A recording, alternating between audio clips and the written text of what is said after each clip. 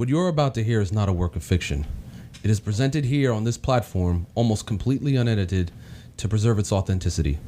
Some names, places, and events will be left unsaid to protect the innocent and the guilty. This is in no way, shape, or form intended to glamorize a certain lifestyle. No illegal or illicit act is endorsed by the Ransom Report or its affiliates. It is our sincerest hope that you, the listener, see and hear this for what it truly is. A story of the true human transformation and a story of true perseverance. Without further ado, we proudly present the Ransom Report powered by What's the Movement, the Khalif Johnson story. Yeah. It's Mister. You know you gotta tune in, right? Hey, we just soldiers on a mission. Turn the volume up, tune in to the vision. Spitting every episode, ain't no skipping. Put your mans on, he ain't hear it, then he tripping. And you know you gotta listen to the Ransom Report. Hey, it's the Ransom Report. Said you know you gotta listen to the Ransom Report. It's the Ransom Report. Now what you thought? Sheik? Good evening. Good evening, my G. What's good? How you feeling? I'm feeling good. Likewise. You looking good, sir. You decked out like Thanksgiving spread. I was about to say I try, but I really don't. Listen, whenever you have authentic branded feet pieces, I ain't go buy nothing. that's what I'm saying. That. Like you can't buy it. Like what are those? Everything was at home. You just threw something on? Everything was at home. I ain't go buy nothing, and that's on God. Listen, you're one of the few people that it's like when I go out, like even my casual, it's like, damn, why you dress up like that? I'm like, listen, this is just regular. You're one of those people too. Like I said, you came out. You could easily be. I knew I was on camera. I do. Listen, at the end of the day, I do too much when it's not important, so I'm prepared for when it is. That's fair. That's fair. Yeah, I had a heck of a day, Sheik. I had my 20-year high school reunion. Yeah. Yeah, today. Yeah. That's fire. Yeah, it was wild seeing people that I hadn't seen in 20 years. It was almost like almost like a time machine, like seeing people. I wish I could have pulled up like a good day, but I wish you could have too, because there was a couple of people like Mr. Hamlin, like he showed up briefly. Tyrone. Yeah, that's my guy. The man, yeah, he's he's a great guy. But yeah, like we always just kept saying like 20 years. I can't believe it's 20 years. It just went so fast, but it didn't. I was like, yeah, it did. But while I was there, I have, my mind is always working, and always in the back of my mind, I was thinking about like today, like this recording. Yes, sir. And I was thinking about like that, like 20 years. Like it doesn't feel like a long time to some people, but I'm sure time is relative, right? Always. And time is infinite. But like we were talking about on the last episode with George, to the person, it's completely different. Like it depends on the person how time is interpreted. And that makes sense. And the crazy part is, time is created, but life is infinite. That's the real thing. Okay. This is a very special Ransom Report episode. I'll break the fourth wall. This is something that I think I've been thinking about, like my journalistic words to like say, and I don't want to use like some overblown like this is extraordinary. This is when you meet somebody that changes you in a certain way and changes your perspective on things, I guess like powerful is the right word. And today we're sitting down with someone who, the first time I got a chance to speak to him, he kind of changed my life and changed my perspective on many things. Blew away certain misconceptions I had, and not like out of like just ignorance, just out of common misconceptions that someone might have, like not being, immersed in a lifestyle or like initiated into certain things. I had no clue, but Yeah, we're here. Like, Sheik. Well, look, this how I view it. It's very different when you're sitting in a cipher or a setting with a reality that's other than yours. That's how I view it. They don't call him the best cover man in the business for nothing, folks. Thank you for that. As always, thank you for helping me find the words. Let's welcome back to the show, Khalif Johnson. Khalif? Yes. Thank you for having me. You're welcome. Thank you for joining the Sheik and I. Yeah. And on behalf of the Sheik and I, peace and blessings be unto you, sir. Thank you. Yeah. Thank you. Welcome home. Thank you on that one too. Yeah, I'm welcome. glad to be home. I'm certainly sure you are. How long have you been back in the world, so to speak? 9 months. About 9 months. 9 months. What was the date of your release?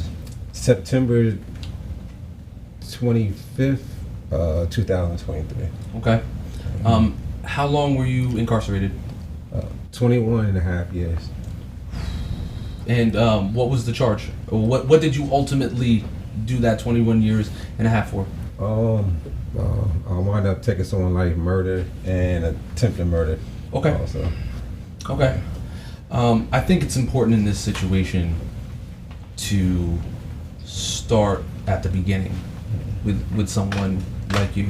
And I don't mean someone like you, I mean someone that has lived a life like yours. Yeah. So let's start at the beginning, because that's the only way any of what's about to be said is going to make any semblance of sense. Yeah. And just like he said, like, things are relative. Like, I'm sure the truth, and I'm sure right and wrong is relative to everyone, but I've been struggling in the last couple of days to figure out like how to frame this. I've been struggling to say like what was right and what was wrong about all of the things that your life entails. I kind of struggled with it. Yeah. Because again, like he said, like it's different from, you're in a cipher with someone or in a conversation with someone whose life and their times are alien to you and different from you.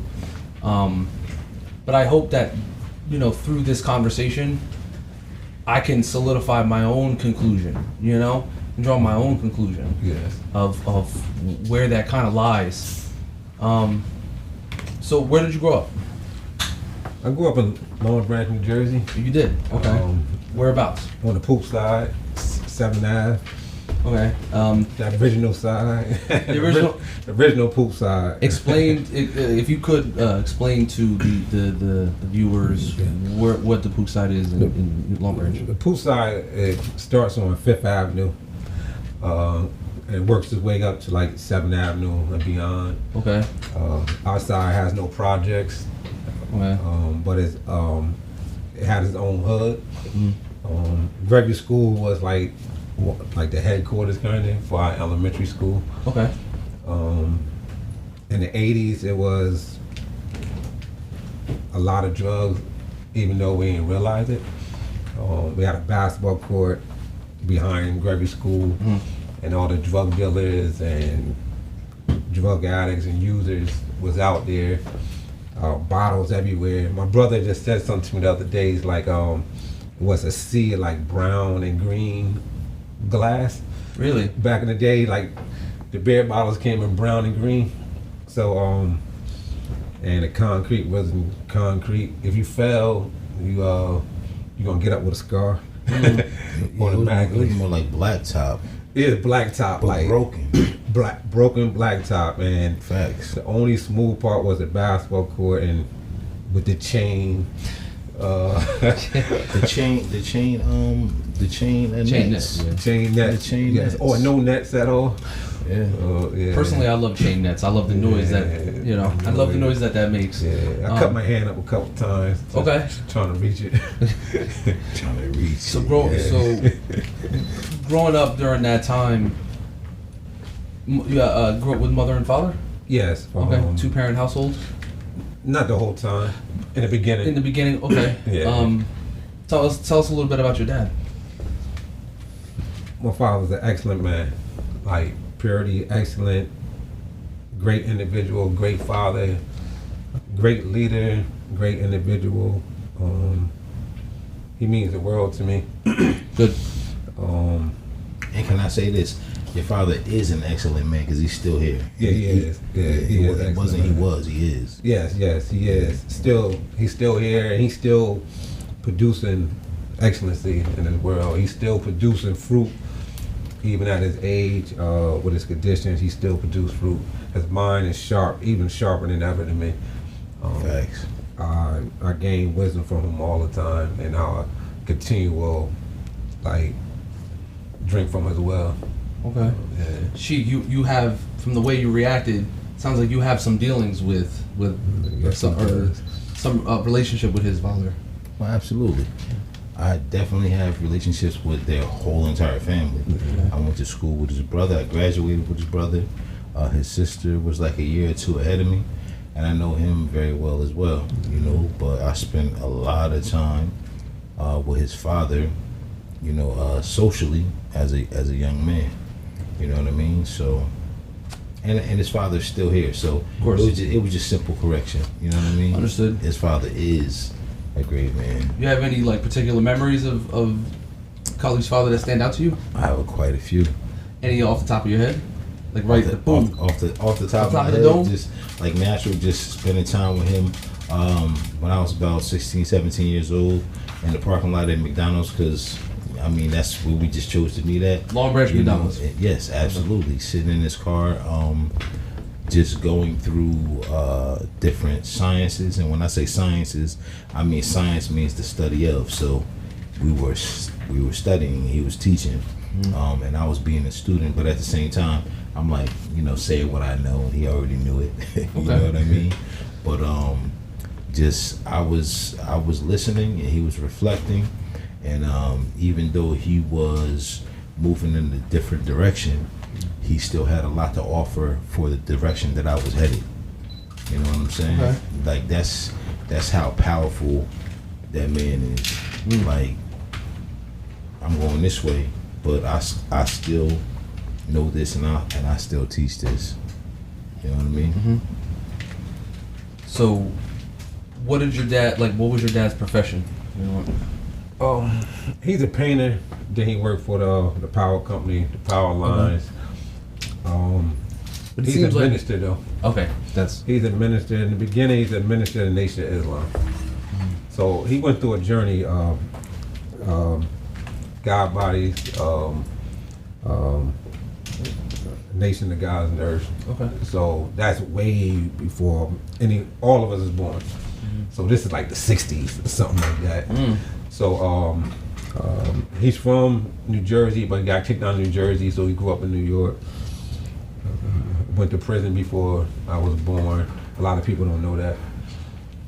So he studied the math. Then he became a leader in that. Wanted to becoming part of the Nation of Islam, became a leader in the Nation of Islam. When he got out, he was the leader of the Nation of Islam in Monmouth County, Ocean County. He ran it before I was born. Elijah Muhammad, he knew of Elijah Muhammad, John Muhammad. Also,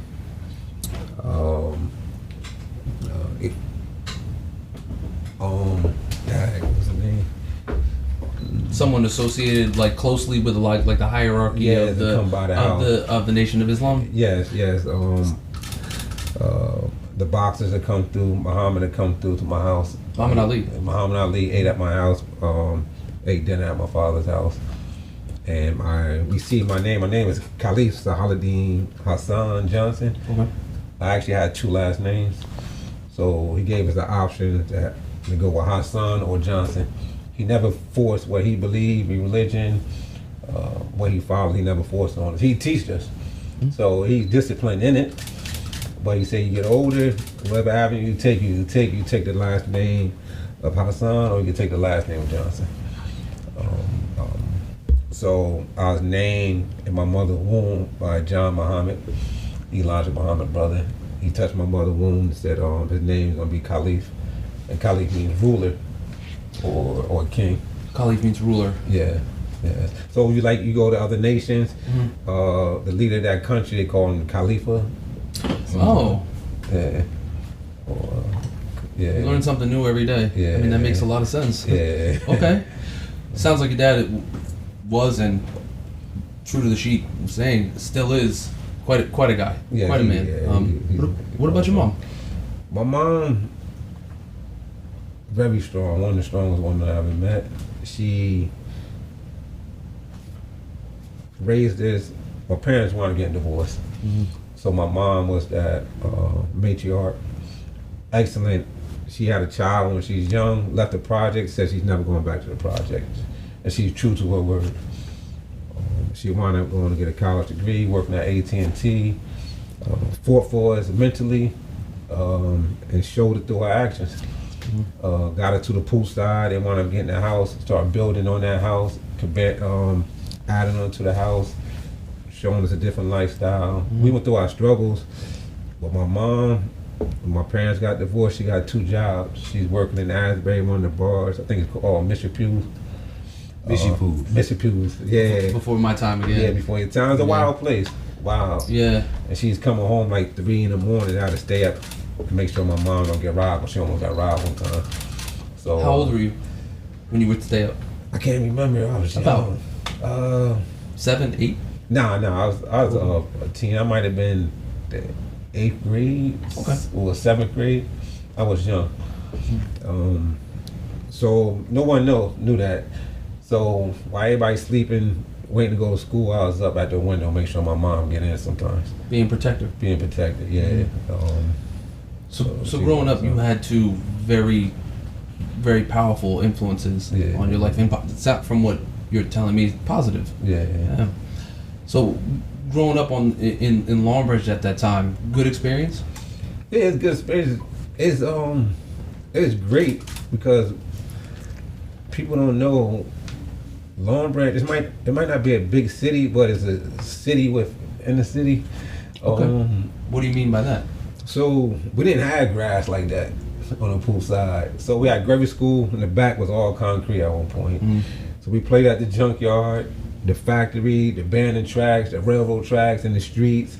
So we was explorers. We played we called it a recycling place that had all the bottles and stuff. We'd play and got a Dodge. Dogs are chasing us. So we like fouled out, but we was like a living fouled out crew. We played in those environments and everything. I'm thinking about Hey, Lee, you know what's crazy about that? Like, I don't even know if people get chased by dogs no more. I got chased by dogs so many times in my life. We get chased by dogs. Getting chased by dogs. Yeah, that's like a normal thing right there. And I love dogs. My only thought about, well, you're a dog man. That's my Yeah. name. The only, when I think about getting chased by dogs, I think about John Witherspoon getting chased, watching the dog on Friday, like get him, fight that middleman, bro, fight that middleman. Do you have any like your childhood sounded like? It's weird because like you were having playing in those places, but to you it was normal. It's normal. To you guys it was fine. Yeah, we had some rough experience, but we thought it was part of life. We didn't know nothing else. Yeah, because the world, as a kid, the world is small. Yeah. Yeah, and as you get older, it's always like it's almost like every year that you grow older, the world gets a little bit bigger. So as a child, your world is just this little circle in your house. Yeah. This world is like your house, your grandma's house, your parents' house, your aunt's house. Gets a little bit bigger. 10 years old, a little bit bigger. High school, a little bit bigger. And as an adult, when your world is huge, you look back and you see just how small that bubble. Yeah, it was. It was like a bubble. But you were happy. Yeah, it's happy. Well, were you overall a happy kid? No. Okay. Nah. I looked happy on the surface. When you're a kid, you can't express your emotions like you are as an adult. You don't know those things. You're still trying to find and understand yourself, right? We still developing. And how do you go? There's no teachers to go to because sometimes the teachers was actually the problem. School was the problem. How was school for you? School was rough for me. It's like school was actually hell for me. Why?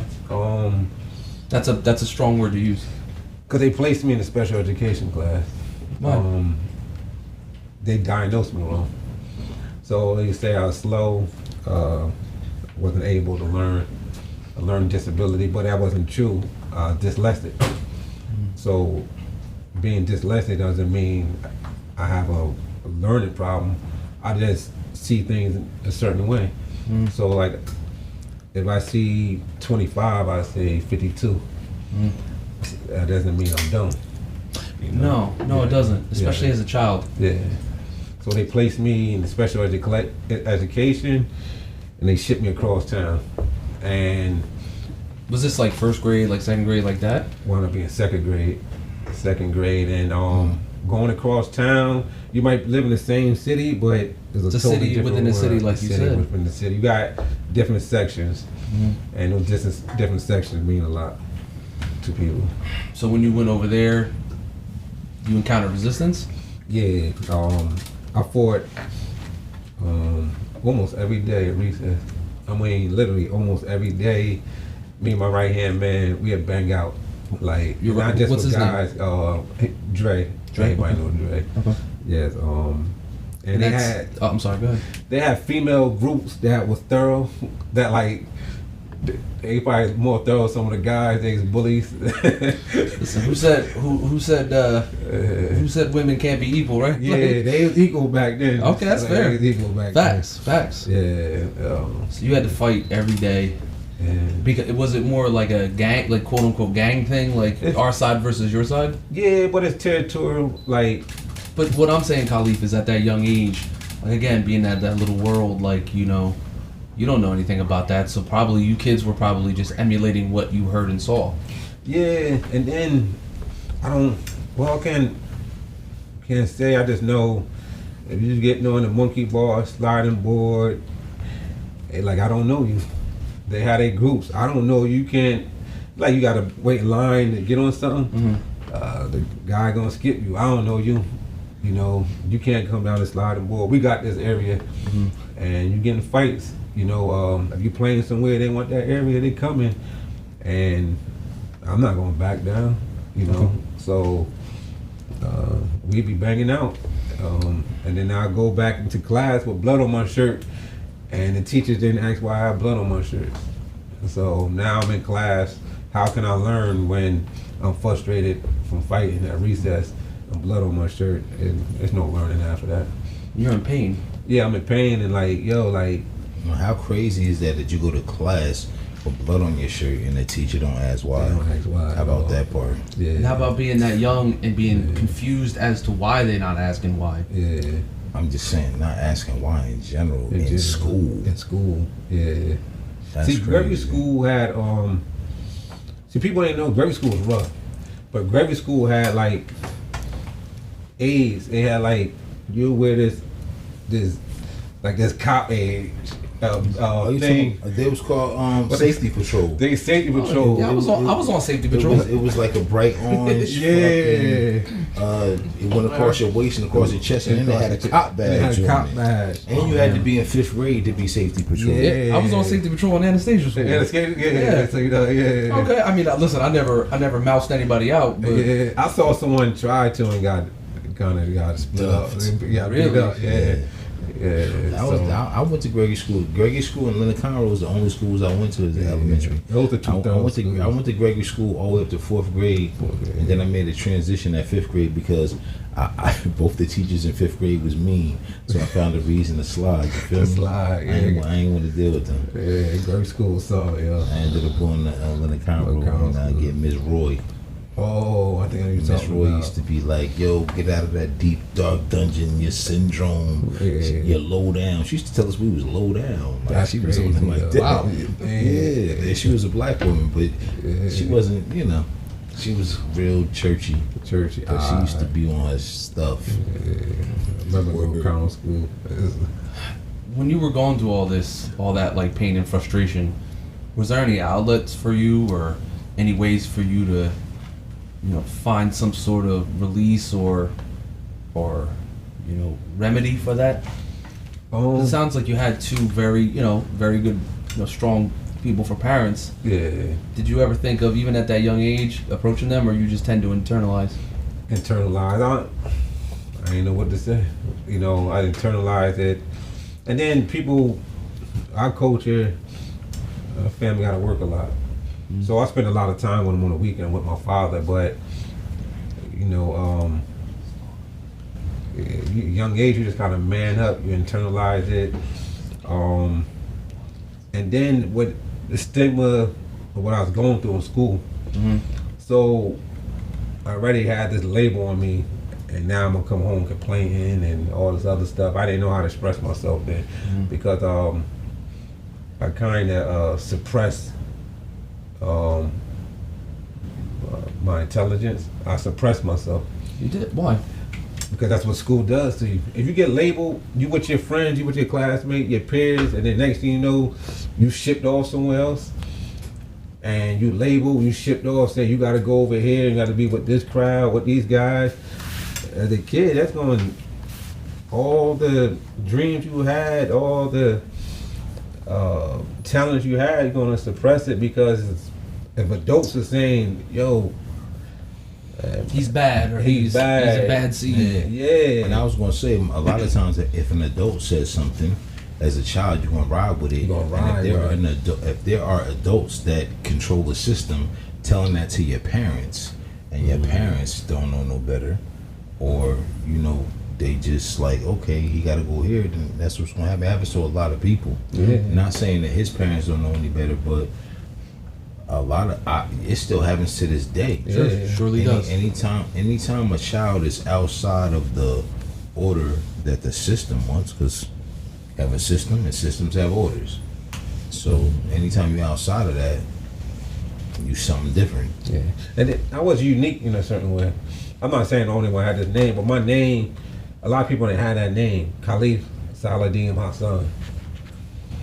I was unique in that way, and then how my parents taught me, I saw things different. We didn't celebrate Christmas, so everybody celebrate Christmas. I speak about something else. I knew some Arabic back in the day. I knew the 5 pillars of Islam as a kid. I wake up, take my shahada, and pray and stuff like that. So I was a little different. Okay. You know, I read the book by Elijah Muhammad. I read all those things when I was little. You know, I knew what the universal flag was when I was a kid. I knew a lot of things that these teachers didn't know. And when I expressed it, I was looked down on. So, for example, I drew my Santa Claus black, and they said, why? Like, well, why not? You know, so I get questioned a little different. And I knew some things that they didn't know. I ate different. I didn't eat white bread till I got like in high school or something. I didn't eat pork back then. Okay. So our family is a lot different than a lot of people. It's like the Sheik said, like, if you're like outside of that system, you're looked upon negatively or positive, or not positively, because you're disrupting a system, and the system's already broken. My mother was a Montessori teacher for many years, and I'm sure right now, if she heard all these negative things about these teachers and what they did for you, or did to you, and didn't do for you, she's not a violent woman, but she would be very, very upset to hear all this, because just like not all, like, it's like, oh, all teachers are bad, no, it's the person, not what they're teaching. It's the person, almost like the term power corrupts those who are not equipped to handle it. With the right people, it's good, but if the wrong person has too much power, it's about the person. It's about the person. So yeah, like my mom would be very, very, very upset to hear that you were treated like that. She would probably be emotional. If I knowing Ms. Ransom, she'd be very emotional to hear this. And it's a regular thing. It is. You know, because one of my 2 sons went through the same thing. My son's name is I God You Allah. That's his name on his birth certificate. And my son never celebrated Christmas. From the time I became an adult, my son never had no Christmas tree in his house. My son never had an Easter egg hunt. My son never did none of that. You know what I'm saying? So He went through different degrees. I mean, it was a different time. Yeah. Because you're a little older than him, but it's still the same thing. Yeah, it's still. They used to be trying to rename him when he was in little class. Like they used to be calling my son IB Jesus. They tried to call him Iggy. They tried to call him all different type of things. And I used to go to the school like, nah, his name my God. Yeah. That's what his name is. Call him my God or call him Mr. Riley or don't call him. Don't call him. How about that? Yeah. Different doesn't mean bad. It just means exactly what the term is in the dictionary. If it was the same thing, if different was bad, it would be synonym bad. Like different, like different means different. Bad, good is good. It's not. They're not all mutually exclusive to each other, and nor should they be. It's crazy because everything is different. Everything's different. Your name is Kenny and my name is John. It's different. Listen, if you're Kenneth and I'm Kenny, it's different. Yeah, it's different. You know? Yeah. Okay, so your parents. You mentioned your parents divorced. Yeah. And you said you were, in your early teens or somewhere around. Yeah, I was there. in middle school. Okay. My parents divorced when I was 10 and my sister was about 7. It had a profound impact on my sister and myself. And it manifested itself differently, and it did. Some of it was right away and some of it was later on. How did your parents divorcing affect you? Everything. Okay. I would never got incarcerated if my parents didn't divorce. That's what I believe. I never got What, incarcerated. hindsight being 2020, what leads you to say that? Because that guidance, that two parents in the house, not just discipline, you got double wisdom. You got wisdom from a male, you got a wisdom from a female. Okay. You take both of those wisdom and combine them, you become a genius with it, So one absent, you missing a part of the world. You're missing some guidance. And then now the financial burden on one parent increases. Is less food. Like I found out when I got older, my mom just like, you can eat cereal, you can have some oatmeal tonight, and we're like, yeah, we got it. And found out later on, she said she used to do that because we had no meat in the house. I was like, oh damn, I ain't never think of that one. Well, it's like I was saying, when you're a kid, that the world is so small and you don't see things for what they really are until you become older. And there you are seeing things vividly. So, was your dad still around after they split up? He's around, but like when you get older, I didn't understand the wisdom back then. The trauma of people when they get divorced. So my father had a household, a home that he helped build, wife, kids, and one day he don't have that. So he leaves his home and he's in a rooming house. He's renting a room. And I didn't understand the mental stress he's going through. And you kind of blame them, you get mad at them. But now that I'm older and I have my issues also, like, damn, that man's going through a lot. And now he has to not just provide for his family, he has to provide for himself also. He has to start all over. Imagine a man that built his way all the way up and go all the way back down. And then I remember I had to go visit him at my grandmother's place, and he living in the basement. So he had to go back on his own journey and travel back up. So he didn't live in Monmouth County no more.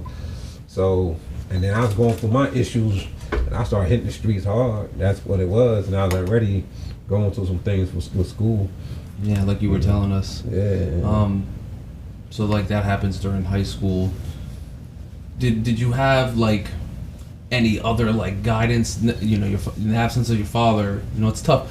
It's tough. Trust me, I understand. My dad, obviously two completely different people, but I know what you mean. Your dad has a huge house and being the head of the household to go and visit him in one room. Yeah. Trust me. Believe you me, I know that. Mm-hmm. And being we eat macaroni and cheese and hot dogs, every night, and it's delicious. But when your world is so small in a bubble, you don't realize that at that time that's all you guys can afford. But it didn't take away from the fact that you thought that this was the best thing in the world, but again you didn't know the struggle that man was going through. What he was going through. And so he was dealing with his own things and stuff.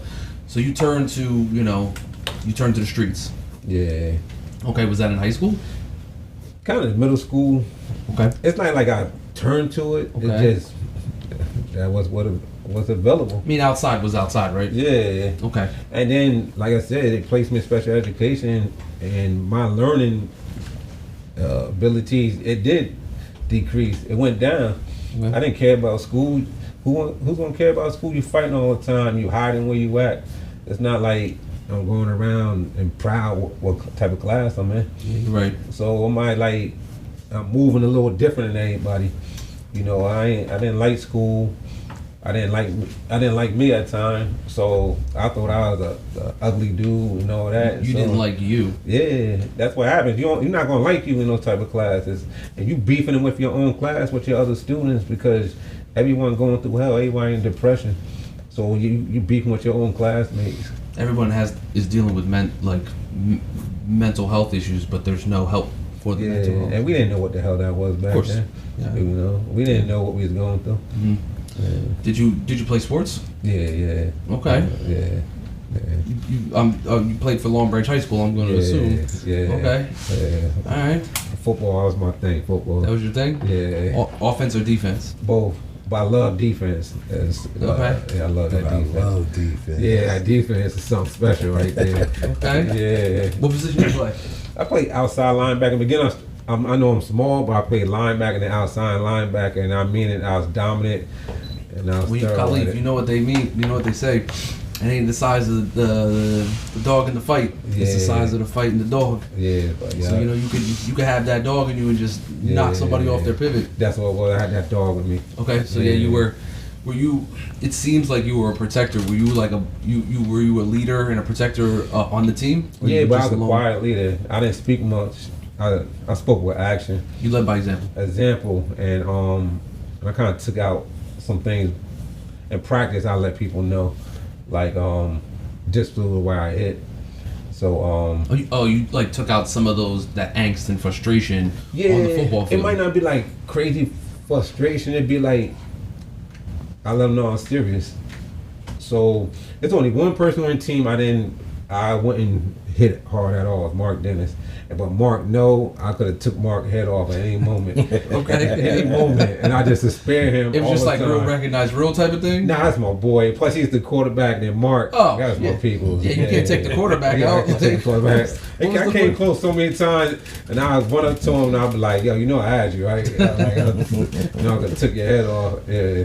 So did you feel like was football cathartic for you? Yeah, because going back to when I was young, Little Conroe School, I played football at recess, and that's where I got some of my toughness at, because I wasn't there, so they all try to like jump on me, but I wouldn't go down. So I might have literally like 8 guys on me. I'm not going down. And the thing is, they try to lift you up and slam you down, and you're not going to do that. And I hit these guys hard, and I run fast, and I wasn't shying away from nothing. Okay. And then my on the poop side, we had a guy named Shannon, and Shannon taught us football, but he taught us the discipline of football, the intellectual part of football, each position. He made us wear cleats. We had to take tests. So I learned how to be a team player. I just didn't know. Other guys just play. Okay. I learned the organized way as a young man, and so I had a quiet leadership. And since I knew people from all over Long Branch, I played a little different than some of the guys on the pool side. So I just did everything that's a little harder on the football field. Okay. Yeah. When you were doing well out there, especially in games, was that like almost like, now I matter, now I'm important, or you didn't look at it like that? Nah, it's like I was in my own world. Really? Like even the coaches know I'll be in my own world. Sometimes I ain't have an assignment. Just play outside linebacker, and I ain't had no assignment. They let me wing it. I was a little different. So I could blitz the quarterback when I want. I could pick up the wide receiver when I want. I was just a little different. So they knew I knew the game. You got this thing called football speed. I was like, once you put those pads on me, I was faster. I hit harder. Okay. So I kind of they let me do me, kind of. Yeah.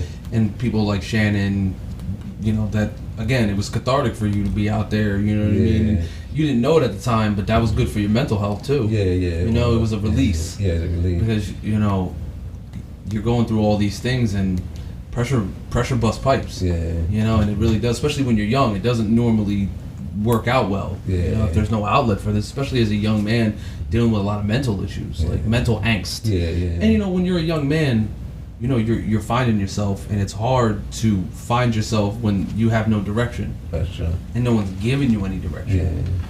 Yeah. All right, so after high school, what did you do? I wanted to continue with, I graduated. I wanted to continue with football. So even the special education class, how did that go? They just kind of They push you through. I was learning on my own. So I started taking tests for school. I wasn't working out. I could have played in college. They wanted me to. I was going to go to Monmouth University, check them out, Keene, Rutgers. Okay. So nobody knew. I went to Rutgers when I was a sophomore, and they had me up there. Before these combines they have now, I went to that when I was young.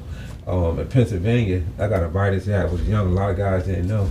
And I played with some of the best guys, New Jersey, Pennsylvania. Some of them went off to the NFL. I learned from former NFL stars, and they taught me some of the game. I just didn't never say nothing to nobody. So I went to visit Rutgers, and one of the coaches that was up there wound up getting fired or went to another school. So things changed. And then I went through my senior year. I went through something. I kind of went through something. Okay. Yeah. What did you go through? I got sick. Something with my throat. I got sick. Okay. So I missed like a month of school. Oh, okay. So I kind of went through a little depression. I didn't know I was going through it, but it's my last year, and they start acting a little different. Sure. So the school, they show their true colors when it's your last year. They know you're not coming back. You can't produce a championship for them. They can't use your name no more. And they had their little select crew, and I wasn't part of that select crew because I didn't fit that mold. I didn't fit the mold because I suppressed my leadership skills a little. I was a little more quiet.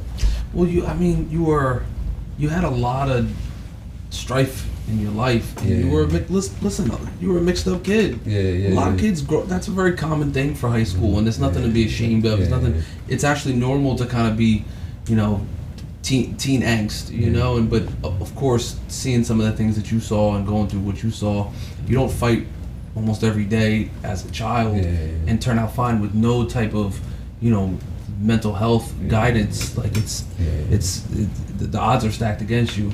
Okay, so you don't go away to college. What goes on? That street life. We start selling drugs, and my right hand man taught me the drug game. I was just running with him. What year did you graduate? 94. Okay, so 94. Yeah, but I was in the game before 94. Yeah. Okay. All right. So now so right after 94, 95, what happens? Selling drugs, just going hard, running around, just living that life, partying, selling drugs, girlfriends. Growing up very fast. Yeah. Then me and my man opened up a hair supply store on Broadway. Actually, I forgot about that. You forgot about it. Remember that, right? Know that. I remember the clothing store. You had a clothing store too? The hair supply started first, then we started putting clothes in there. Like hair product supply, like hair supply, like weave. Both. So we had like the perms, the conditioners. We had all that in there. Yeah. I forgot about that. Yeah. So we was young. I was 19. Okay. Yeah. So I always had that entrepreneur spirit. You did. Okay. Yeah. So I just drilling. We used to go to Tennessee and sell drugs down there and bring guns up. So we was down there. I used to see little things like,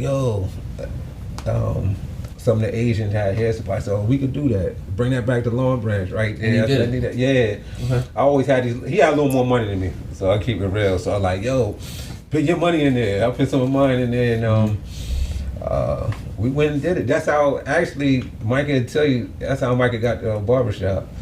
He actually saw us, and we was driving and said, "Get it, Micah. You could do it. Get the storefront Yes. and everything. Really? We want to get in it. So real quick, like what I know now. If I knew what I know now back then, I'd be a million. So that storefront, it had 3 storefronts, right? And it had apartments on top. Okay. I remember that You shit. remember that? Where was it in Long Branch? That's in Long Branch or Broadway. On Broadway, like with it down from Montalvo. So it's the Oh, business really? section. Yeah. Like between 150 and 170 Broadway. Yeah, yup. By That's the old it. super stings. The old super, right? It kind of crossed. Okay, on I the know thing, exactly. old super Okay. They knocked it all down Yeah. and everything.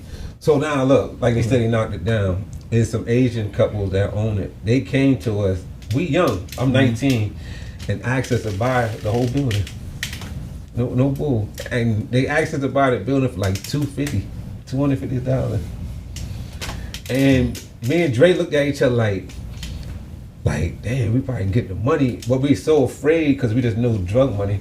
Yeah. Yeah. We didn't know you can go to the bank for all the money and all that. Wow. So we lost that opportunity because we was ignorant of finances. We only knew drugs. That's it. So my dad, he worked as a project manager Yeah. for HPD for many Yeah. years, and one of his claims to fame was he helped, head up the brownstone renovation in Harlem from like '89 to '91. Yeah. And he would go up and down the block to these guys and be like, "Hey, listen, these brownstones are going for cheap. You might want to buy these up." You know what I mean? And obviously he doesn't know these people, but he probably saw some of the famous hustlers. Like, this is '80. Now, I don't know if I don't know if Rich was still alive at that point. I think he died in '90. But like, he's seen these guys, like some of these guys that they make movies about. Yeah. It's like, you guys really need to get up on this, and none of them had the foresight. Yeah. Just like what you're saying. Like, no, I was like, nah, man. Like, nah, I don't know. That's a lot of money. I don't know if that's. And what if it, like, what if I gotta fix it up too? Like, and now these, 30 years later, but they're worth millions. It's like the Sheik said. Sometimes you're not prepared for opportunity when it comes. Yeah. And a lot of times it's not your fault. Sometimes it is. Yeah. But a lot of times it's not your fault. Nah. So you're doing all this. What leads up to your first incarceration? Well, Long Branch, there's a lot going on back then. Okay. In the 90s, the crack in Long Branch was wild. Like, it was wild. There's a lot of blocks selling crack. It was wild. Okay. On Long Branch, I had the corner store. At one point, that came one of the most dangerous part of Long Branch. If you got caught out there by yourself, most likely you're gonna get shot, stabbed, robbed, or something like that. I saw a lady die over there. So that's one of the bodies I saw growing up at the corner store on Long Branch Ave. Oh, you saw a dead body over there? Yeah, I found the lady is dead in front of me, and I remember the cop coming up in the apartment over top of the corner store, and he's like, he didn't care. He's like, oh, what, another body? I'm like, yo, help her, she might live. And he's like, She was alive? I thought she was. I don't know. Oh, okay, I just okay. wanted that lady to get some help. Yeah. And he just walked up there and like, oh, we got another one, and he didn't care about it. So I knew the cops didn't care. Her body is just twisted up and looked kind of nasty. Yeah. Okay, so that's going on. Nasty. Yeah. So, okay. So Long Branch was wild. It was shootings, robberies. And you're in the midst of all that. Yeah, but I wasn't running around shooting people back then and stuff. But Okay. No, but you were in the game now. yeah, I was in the game. Okay. Yeah, I got a lot of stories. People try to set me up to get robbed. This incident, something happened when I was young. It actually saved my life when I got older. It's a long story, but people was gonna set us up to rob us and kill us. They knew one of our apartments, so Okay. Yeah. Like it's like a stash house or kinda, something yeah. like that. All And then right. someone told the story. He told me like, "Yo, one of my people's coming to get you," and he said, "I know how you are, and it's not going to be pretty for my family." So, and so he told me, and we made it a way that we didn't get got. He was like, we put the word out there, like we know. So that stopped and everything. So Long Branch was like that. It was Okay. wild. What was your mental state during that time? get money, have fun, go to the tunnel. Like do the your tunnel. thing. Like the tunnel, like the club, the tunnel. Yeah, it's live. It's live. I've heard a lot of stories about That's the tunnel. That's like one of the best clubs ever, yo. That tunnel. Yeah, you know what made me mad? I never got to go. You never went to the tunnel? Never got Oh, to go, bro. man. Listen, everybody I was with was going to the tunnel. Man. Never got a chance Wait, to where's go. the tunnel? The tunnel It's where? in New York. In New York. Oh, okay. It's I've like heard- it's a whole block. I've heard so Yes. many stories about like it was like the Wild West. People like rappers would go over Yeah. there. This was at a time where you really had to be about it if you went in there on a Get certain at me, night. dog. DMX was in the tunnel. Yeah. For that video. Like Yeah. me and Fat Joe right next to each other at the bar, ordering bottles of champagne. Yo, Yeah. get that, this and that. Like, it was, and then it had a unisex bathroom. The females in there, they had a bar up there in the bathroom. They had a bar in the bathroom. Yeah, like before you go in, it had a bar up there. It was, Damn, Rudy Giuliani was letting that go down. right before him. Oh, okay. all Yeah, right. right before him. But it was Rudy. I was like, Rudy was not about It's that. official, yeah. Wow. And so you were. Yeah, the tunnel was crazy. The tunnel was crazy, And I never, I can't that's believe the, they never That's go. the one thing, two things in my life that I didn't do that everybody I was with did, and I really regret not doing it. Was going to the tunnel, and I never been to Summer Jam in my whole life. I've been When to Summer Jam was but I like missed real, it. like official Summer Jam. I'm talking about Summer Jam 1 Wu-Tang Clan on from the time it was created. My people's been doing that shit, and I never went. I went to like the parking lot. I got some never stories went on at that. all. So, nah, Like the what park? Like I'm so mad. So that parking lot was wild. That's some stories like guys from Newark rob your car and then you got to go hunt them down and get your car back. Some stories like Isn't that like? Wasn't at some point like New Jersey was like the carjack capital of the world? And they made that It movie was. New Jersey Drive. Yeah. Isn't New Jersey Drive like? It took place in Newark, right? Yeah. So that's why like I remember watching that movie as a kid, like, and again, when your bubble is so small, I was like, there's no way it could be like that. Like, as a kid, like, my dad, like, it me and my was sister like watched, that. like, wild movies when we were young, like, we were watching, like, Arnold Schwarzenegger movies, like, you know what I mean? My dad was like, just, you'll be alright, like, you know what I mean? I'm here. But, like, I would watch, like, I watched New Jersey Drive, I would watch, like, Casino and Goodfellas, and I'm like, there's no way. I mean, listen, he gave me a lot of knowledge as well. Like, as the Sheik can attest, like, gave me a lot of knowledge. But he also, when you said your dad gave you choices, like, my dad wasn't like that. He was more of a stronger personality, but he didn't force anything on my sister and I. But he was like, he liked his ideas. Yeah. But my mom was the one that was like, you know, you draw your own conclusions, and I feel like balance.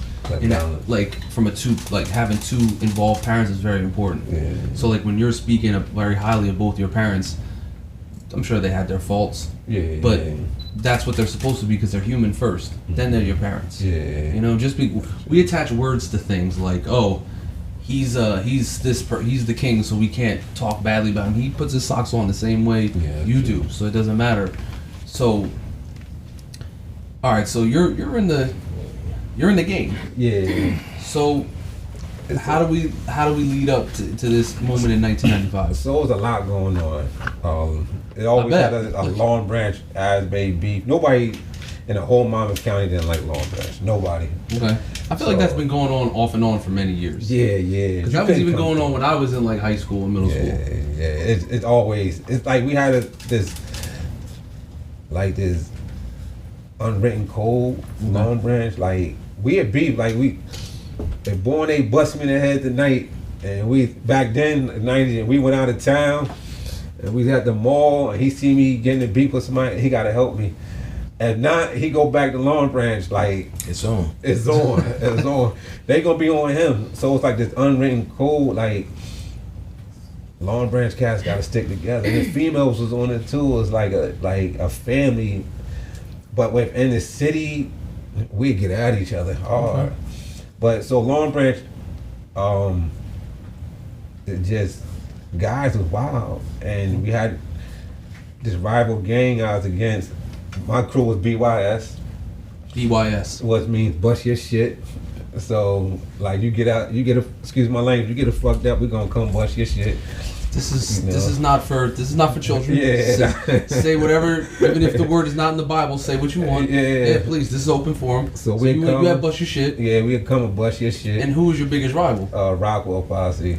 The Rockwell Posse. Yeah, they was wild. They had that street on Rockwell Ave. And From where? Like the senior citizens towers down? yeah, to Okay. it's like Central Ave, like Okay. cause they beef with Central Ave. They beef with anybody. The Rockwell just- Posse?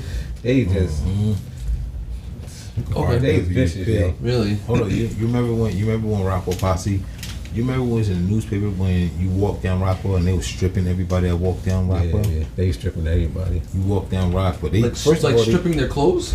till you were naked. Yeah, They till did you it.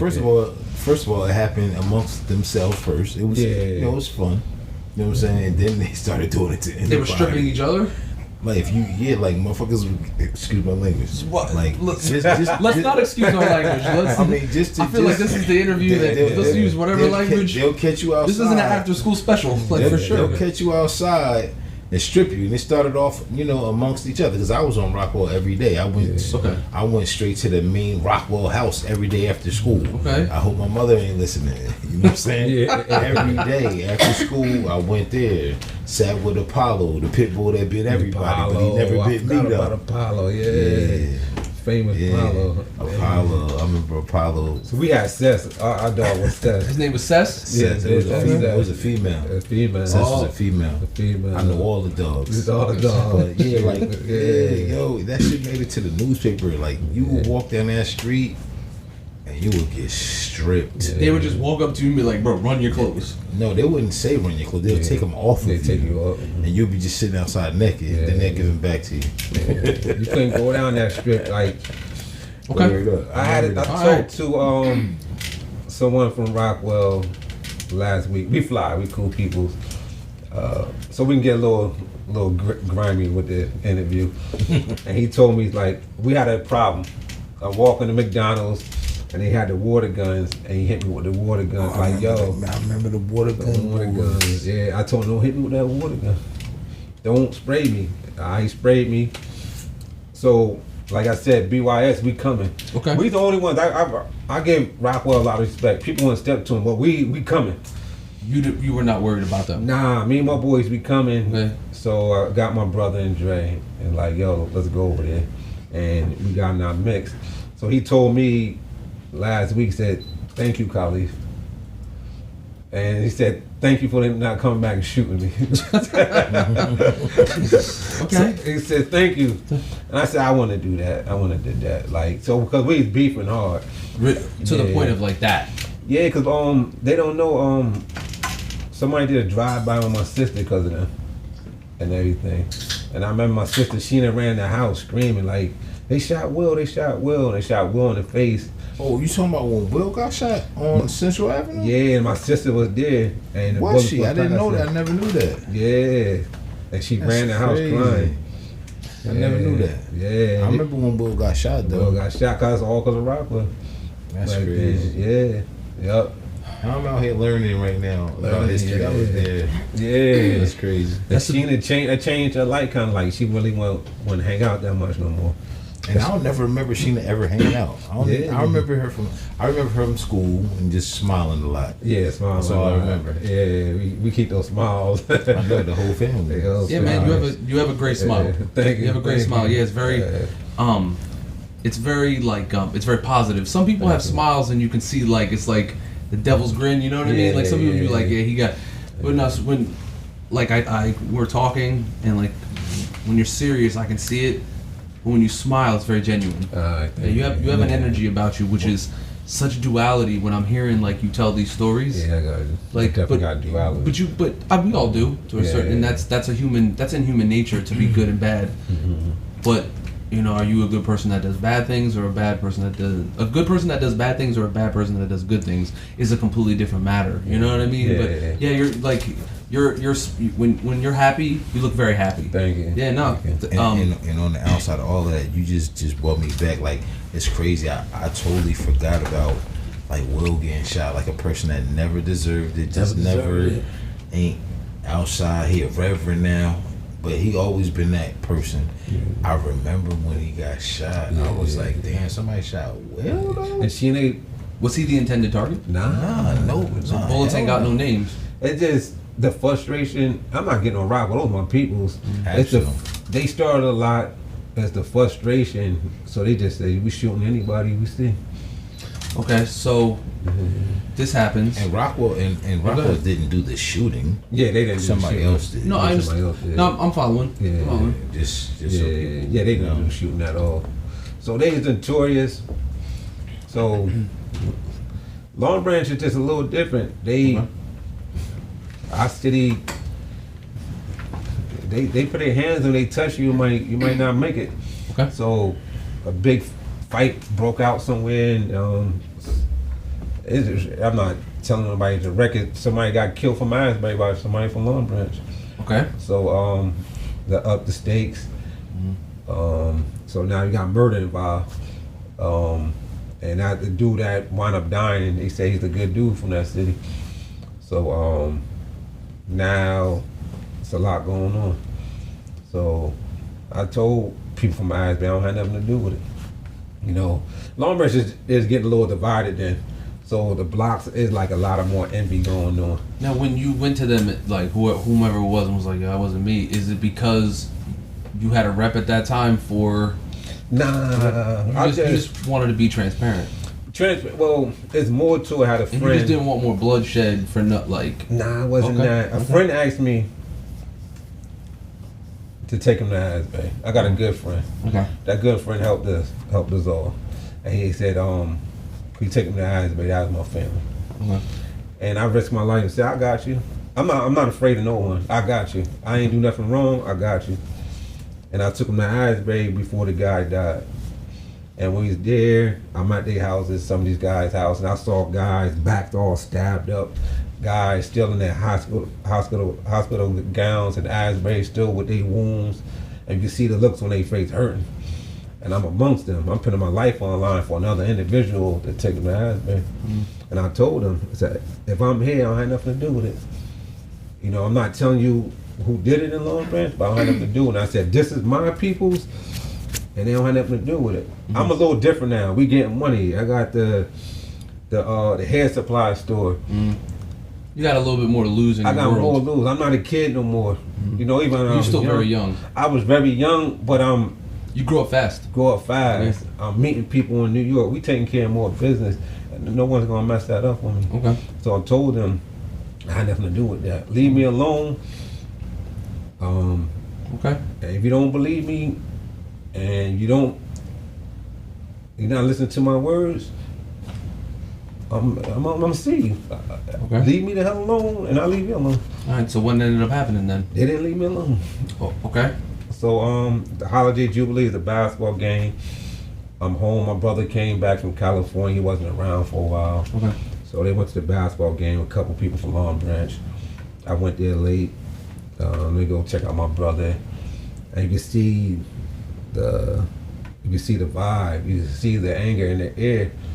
So, and there wasn't a lot of us from Long Branch, and we usually go deep. So it's like, let's leave at third quarter. So we leave at the third quarter out of Neptune Gym, and the whole bleacher stood up when we leaving, and they all rose in sync, rose up. I'm like, damn, this is serious right here. So we leaving out the gym, and guys bumping into me. So I'm holding, I got heat on me. I cock my gun back. I never tell no one I'm holding. I cock my gun back, and I'm about to go out the school, and one dude shook his head like, yo, you fucked up. So I'm like, all right. I'm like, I know what it is. So we get outside. My brother, I'm right next to my brother, almost hugging him. And my brother, man, get the hell away from me. What you all up on me for? I was like, nah. My brother, they call him Bish. Okay. I said, nah, Bish. That crowd behind us, they come to get us. They come to kill us. And I said, somebody killed their boy, and they coming for us. That's why the guy looked at you like, yeah, you messed up because now you're behind enemy lines and you're caught out here. Okay, all right. So what happens? My brother's like, all right. So they had a group outside. They set us up already. They had it planned, and And then one of my friends yelling out for help. Help, leave, help me. And he crying out for help because that group was on him. Okay. And I'm not leaving my brother's side. And I know strategy, like they're gonna break us up and I'm not breaking out form. So I'm yelling to them, let's hold yours down. There's two of them that y'all gotta hold it down. I'm not breaking formation. I'm sticking by my brother's side and I'm not moving. And we didn't break form. And next you know, a crowd coming down on us. I felt it, and I put a gun up to the dude's head, one of the kids' heads, and I looked at him, and you see the fear in him. And that's the one that warned me, shook his head. And the other one is coming at me kind of still, so I turned the gun to the big one, and I blasted him, I popped him. So I hit him in his chest, and he just screamed, ah, and dropped face down, like drop, like he just dropped. So I put a gun on him, fixing the gun. I'm gonna keep it real. I'm about to hit him again. I said, I'm gonna finish you. I don't know what's going on. Like, when their friends died, I'm getting up out of here. My brother getting out of here. My people's getting out of here. That's why how the Long Branch vibe is, and it's my family. And I'm taking things serious. 8 people died. I'm not dying. So I'm about to finish them. Your instinct for protection had kicked in. And he's just lucky because the gun kind of jammed, and I looked up and I realized what's going on. Guys running, jumping over snow piles, sliding. Oh, you kind of blacked out in that moment? It wasn't blacked out, a little, because everything did slow down, and then just me and him, and I realized I was the only one in the street with the body and everything. Were you prepared to kill him in that moment? Yeah, no. Yeah, because I don't want to die. It was you or him? Yeah, and my family. It was that simple? It's that simple because I know you wasn't coming to shake my hand. You wasn't coming to talk. No. And I'm leaving at the 3rd quarter. We want to go on. And you coming to us. You got a group out there and know our car. You setting us up. And see, people, they look back like, oh, it wasn't that. Nah, life is real. Like, I saw people die. I saw people get hurt. I seen people get stomped out. Like we talking about the Rockwell fire. I seen people get stomped out. I saw someone die. Like we talking about Will. My sister said when Will set up, he said all what came out of Will's mouth. Will said help, and the only thing came out was blood came out of his mouth. I'm not trying to go through that. I'm trying to go home to my mother. It's around Christmas time. I wasn't starting trouble. Let me go home. And I told you, leave me alone. Already, yeah. You remember that, Sheik? I mean, I wasn't there for that event, but I remember that event. Okay. You know what I'm saying? I wasn't at that game, but I remember all of it very, very good and very vividly because I was growing up in the same time he grew up. Yeah. You know what I'm saying? Yeah. I mean, I remember the person, you know, I remember all of that, you know what I mean? And it's just, it is what it is. It's very unfortunate, like, and like I told you before you and I had dialogue, I never been a person that goes through things with people because of where they from. I never been that person, even when I was younger. Sure. You know, in my, for lack of better words, my silliest mind state, I never wanted to have a problem with a person because where they were from. I never wanted to have a problem with a person because they look different. Like that just never been me my whole life, ever. You know what I mean? So it was always very abstract for me to deal with those things because I had to deal with them as well. Like, I done been in parties in Neptune and had individuals try to jump on me. I done had individuals point guns at me, shoot at me, like just because I was from Long Branch. You know what I mean? And that's never something that I wanted to do or chose to do. But that's just how it was, unfortunately. I understand. I understand. And I still don't know why to this day. Why 15 minutes divide people that look the same. It is what it is. All right. So you get arrested for this? Yeah. Okay. Not right away. Yeah, of course. Arrested my brother up, and then I wanted to get arrested. And then you end up getting arrested, and you end up getting convicted of what? First they gave me attempted murder. They dropped down to aggravated assault. Okay. And how long did you serve? They gave me a 9 with a 4. I had a 10 with a 5, and the judge had leniency. He kind of understood what's going on. Okay. And took a year off the front, a year off the back. Okay. And even the prosecutor said good luck. They realized, because they made it out like I was a monster, turf wars and all this other stuff. And after a while, they knew I was just trying to make it home. Me and my brother and us were trying to make it home. Mm-hmm. How did was that when you shot this guy? Mm-hmm. Was that the first time you had shot someone? Yeah. I bust off. There's stuff going on. But this was the first time you like shot someone you like in that situation. Yeah. How did that make you feel?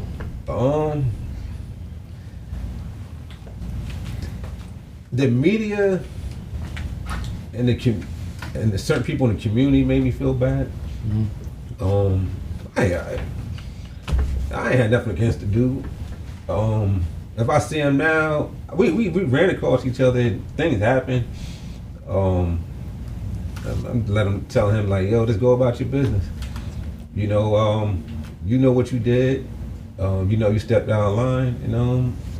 That's what happens when you step out of line. There are consequences for your actions, right? Yeah. Just like everything else in life. Yeah. So were you in state? Yeah, they sent me to the county jail. So we spoke in solitary by yourself? Or? Yeah, they took me straight to lockup.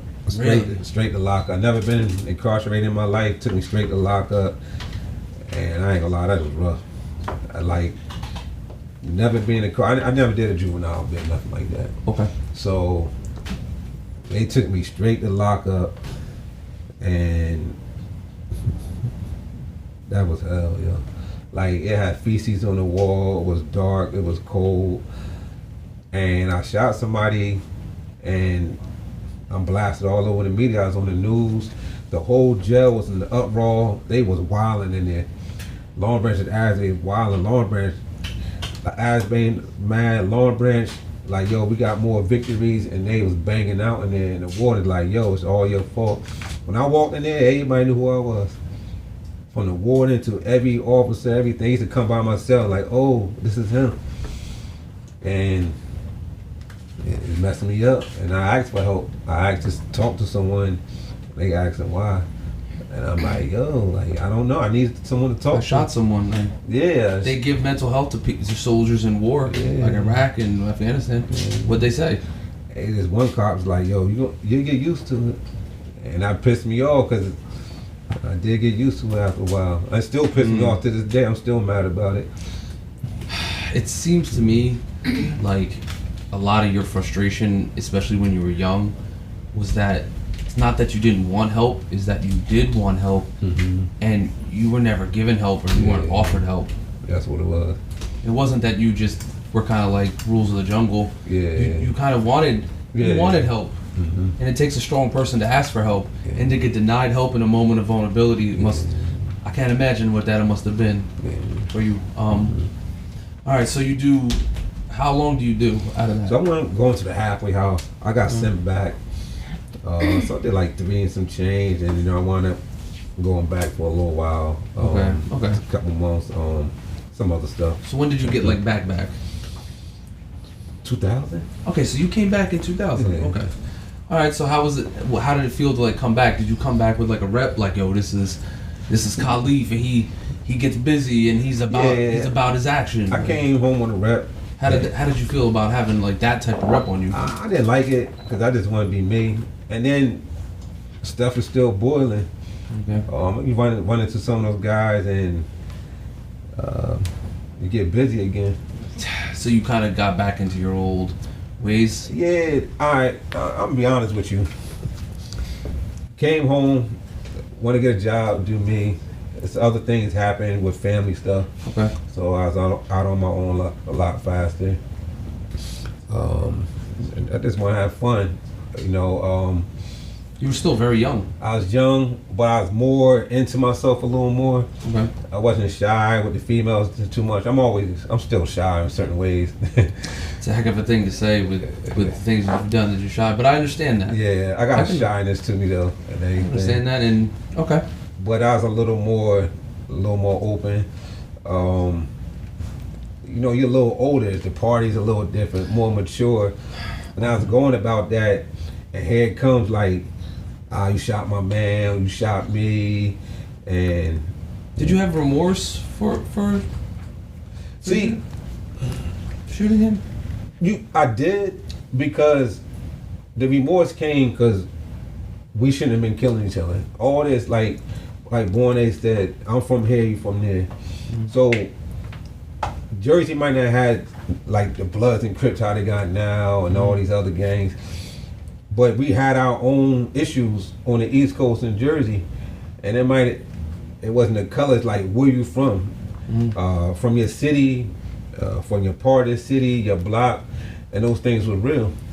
And so, and that realness, people get hurt or die in that realness. And why? I don't know.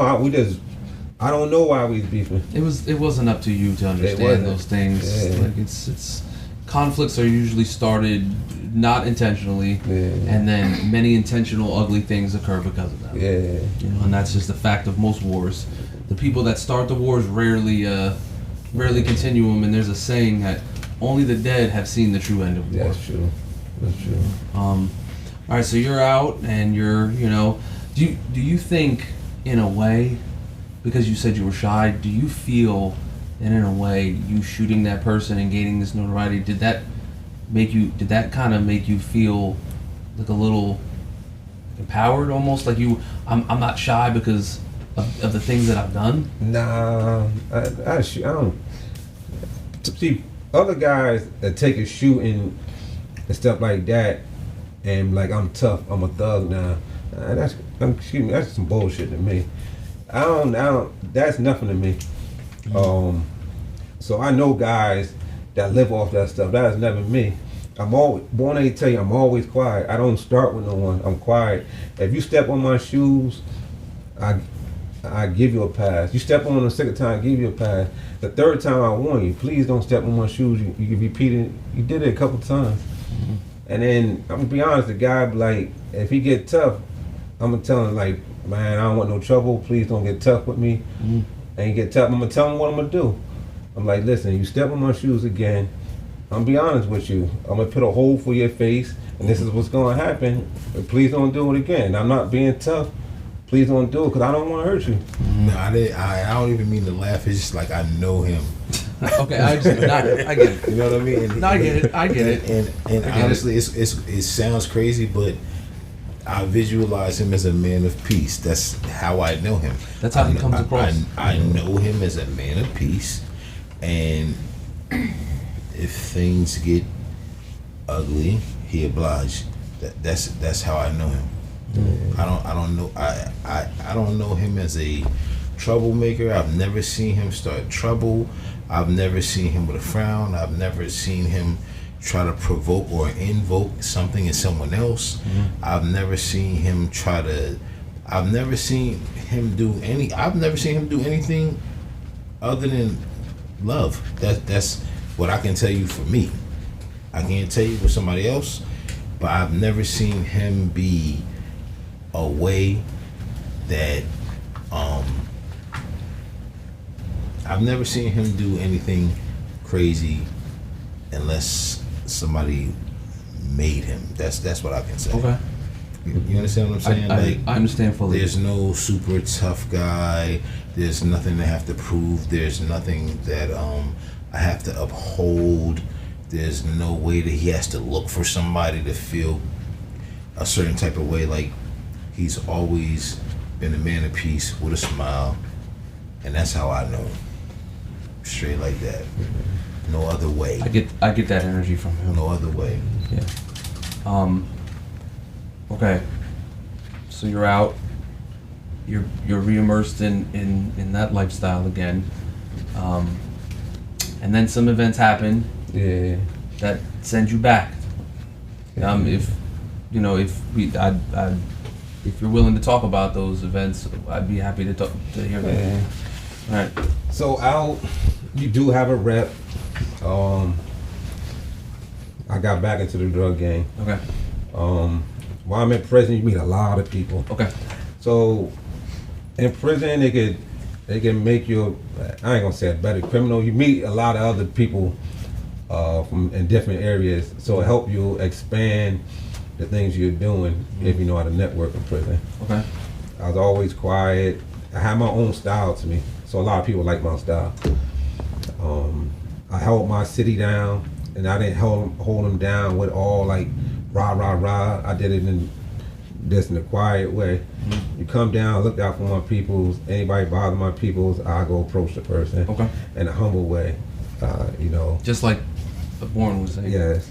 For instance, I try to be quick. One of my friends is about to get in a fight, and we in the gym, and there's no cops in the gym. They're not coming to the gym. I don't care if somebody died. They're not coming in there for you. This is in jail. This is in prison. Jail. This is in Bordentown at the time. Okay. So I used wisdom. A couple other people from Long Branch. I said, "Yo, we about to rock." I said, "We about to rock with some dudes from Newark." I said, "What y'all want to do?" And I was like, "Yo, we gonna rock." Well, I said, "We ain't gonna win." I said, "They got more numbers than us." And I said, one of the guys, the Muslim, was my dad. So I said, "We in the double war." I said, "Yo, let's go about it this way." My friend, he animate. He disrespect me. I gotta go to medical because over the basketball game. I said, "You know what? I'll pay for your medical bill." I said, "Just fall back. I'll pay for the medical bill." And I talked to the guy afterwards to see how we handle this. He said, "All right." So I go about things that way. Okay. So I held my hood down with wisdom and certain things. So people saw that throughout New Jersey. So you made some connections. Made some connections from all over New Jersey. Okay. And I was already, no one never knew. When I was younger, we had the hair supply store. Me and Dre, I used to go to Tennessee and sell drugs and bring guns back, or I go to Georgia and sell drugs. Nobody never knew I was doing that. That's when in the 90s, when I was like 19, 20 years old. And then nobody never knew we was in New York. We just running up there and met a lot of people through the hair stuff and the clothes. We met a lot of people and at a young age. Okay. So now I'm networking, I'm out, and you meet other big drug dealers, and the way I move, they like me. I knew this one guy, he ran a whole project. So me and some people were verified, get on the show. I was probably the only one to go to certain projects in Newark, Trenton, down in Camden, and Elizabeth, other places by myself.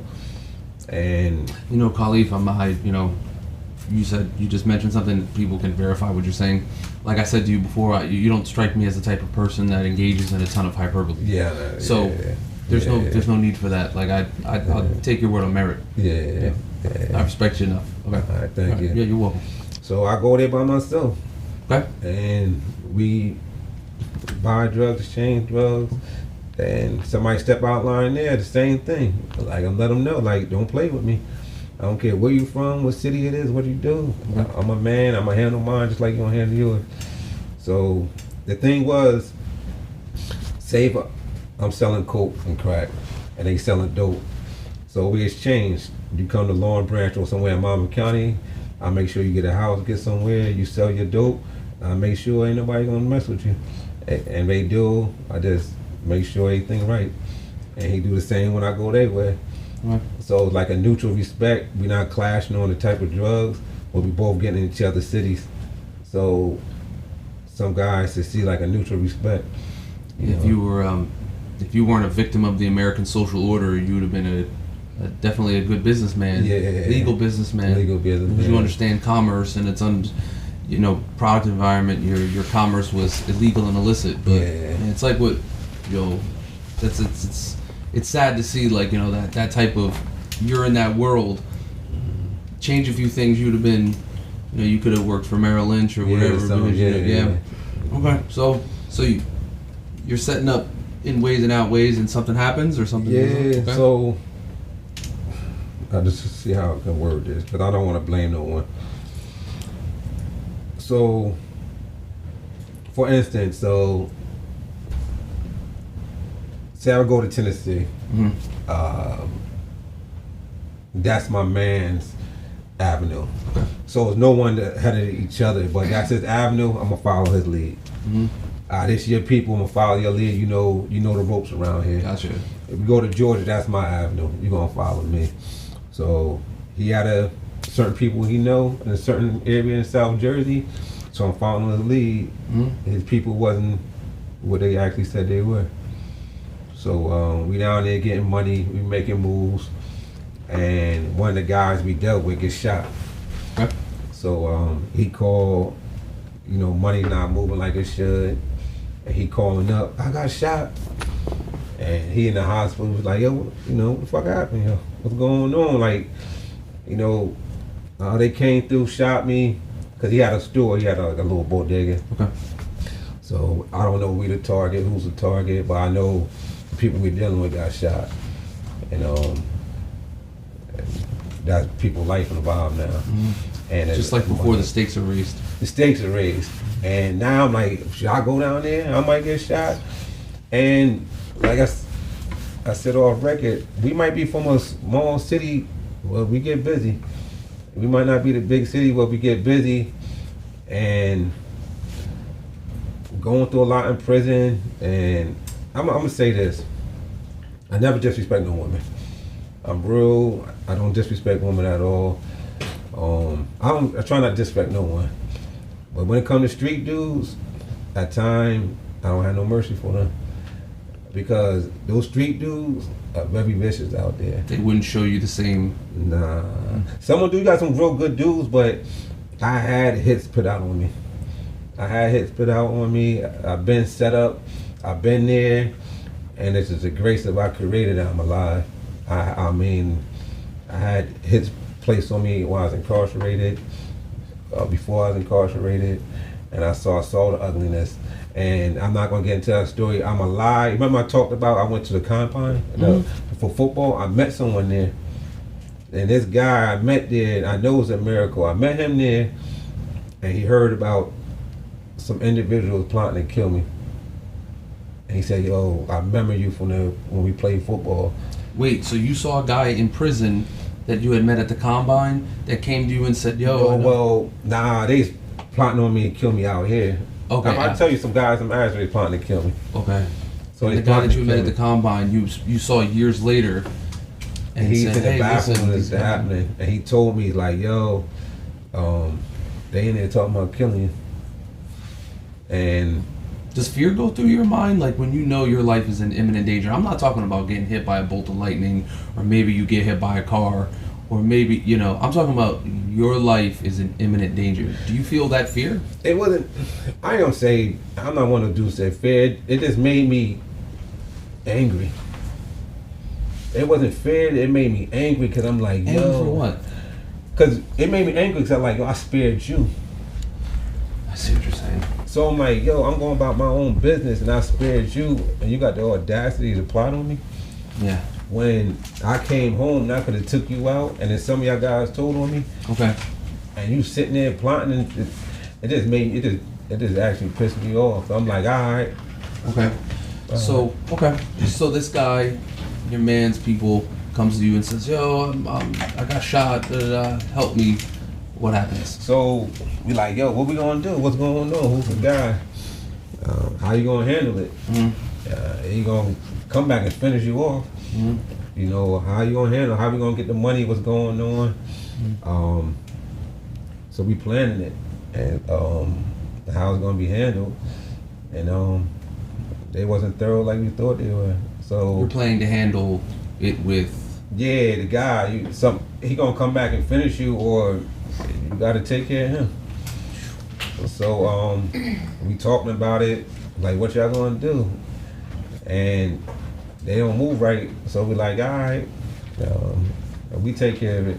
But So you realized that they weren't going to be able to retaliate correctly, so you said, "I'm going to handle it." yeah, so me and my boys like, yo, let me handle it. We gonna go down and see what's going on. For when I come down there, I make sure I don't die because you don't handle your business like the way you should. Gotcha.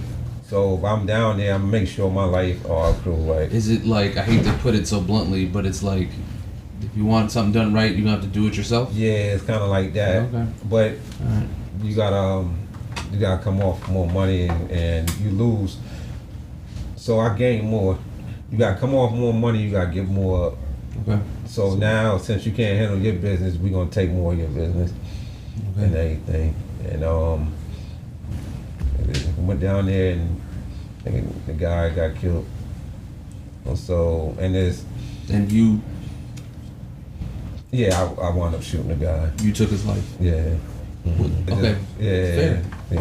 Fair. Man. But So you ended up taking him out. yeah, and the thing was,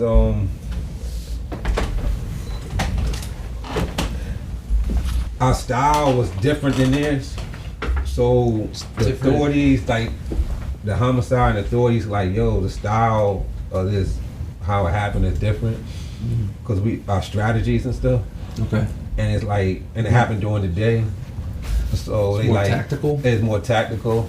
So he's like, yo, and they said they went back in history, like something like this happened down there before, and they said they realized it's somebody from up north. So I tactic, and we taught them certain tactics and the way we went about it, and like strategic moves. Okay. And I guess they told people like, yo, we's a little different, and I guess they so amazed like how we move, and I guess they told people from the city like, yo, these guys are like different, and they serious. So we had a rep kind of like, I found out even some guys at Patterson, they just like, yo, y'all, they serious, Khalifa serious. Okay. Yeah. Can I ask you a question? Mhm. Well, of course, right? Yeah. We're here.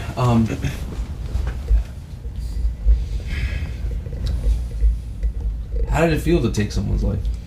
That incident, cause I got locked up for something else too. That's Yeah. the only thing with locked up. That incident, it didn't feel right. And I told my brother, I called my brother that night because that happened. It actually happened on. It's weird how it happened. The way we had it planned is something going on. We had to take care of something before the day comes. So it happened like on New Year's Eve. Mhm. So there's a lot of partying that night. Sure. Something didn't feel right. I called my brother and told him like, yo, I fucked up. Something didn't feel right. Bish, you called Bish. I called Bish. Okay. And my brother said, he didn't yell at me enough, and he told me to pray. So like, he said, man, you gotta go pray. And I listened to him, and I got on my knees, and I prayed, and I asked the Lord, one, for forgiveness, and I asked him to stop me. I said, I didn't want to live like this. I said, I don't want to live like this. This is not the life. I know you didn't create me for this type of lifestyle. So I asked him to stop me, but the ironic thing, I forgot about the prayer after a while. Hey, okay. So, Okay, so that happens. How do you end up getting locked up? How'd you ever get caught? I wound up getting up in another shooting. Okay. Some months later, kind of similar. Okay. We picking up drugs. We picked up keys, bricks. All the terminology and stuff Sure. like that. Okay. And I've seen enough movies. yeah, you know Okay. what I'm saying? Yeah. So that guy getting set up, they setting him up. So people plot. So he getting set up. They see us pick up, and now I'm like, damn, like these streets, somebody always watching, somebody always trying to set somebody up. And like, all right, damn, like, let me get somebody else off us. Okay. So similar situation happened. You Similar prepare, situation. and your preparation was a lot more tactical and different. Yeah. And okay. And So this what happens? tactic, I thought I did a thorough investigation, Okay. and they had the prosecutor team out there, and they was on all unmarked Suburbans, all black Suburbans, a block over. But it's crazy because I was on that block, I didn't see them. I had different radio frequencies, phones, and all that type of stuff, and I didn't pick them up. Mm-hmm. And I wound up shooting the guy, but I messed up on that. I shot the brother, and I shouldn't have shot the brother. So actual target, I should have shot the other guy, but I shot the brother. I kind of knew what I was doing. Why do you still do it? Cause like we out here and we gotta set the mark, and it's kind of to draw him out. Okay. And then something like, yo, the brother might have something to vibe with it. But when he started reacting, I kind of knew. I was like, damn, I should never pop him. So, but the way I did it, I hit him in a way I could let him live in a way. So, but I did. So you shot him in a way that you knew probably wouldn't take his life? Yeah, in a way, like my best way I know how, kind of. But I used a powerful gun, and the gun was loud as hell. Okay. And you could hear it blocks away. And so I hit him, and it's just too loud. And then I took off, doing my maneuvers, changed all my clothes. Okay. And I had an armor-proof vest on. If I never had the armor-proof vest on, I never got locked up. That armor-proof vest, damn it, is just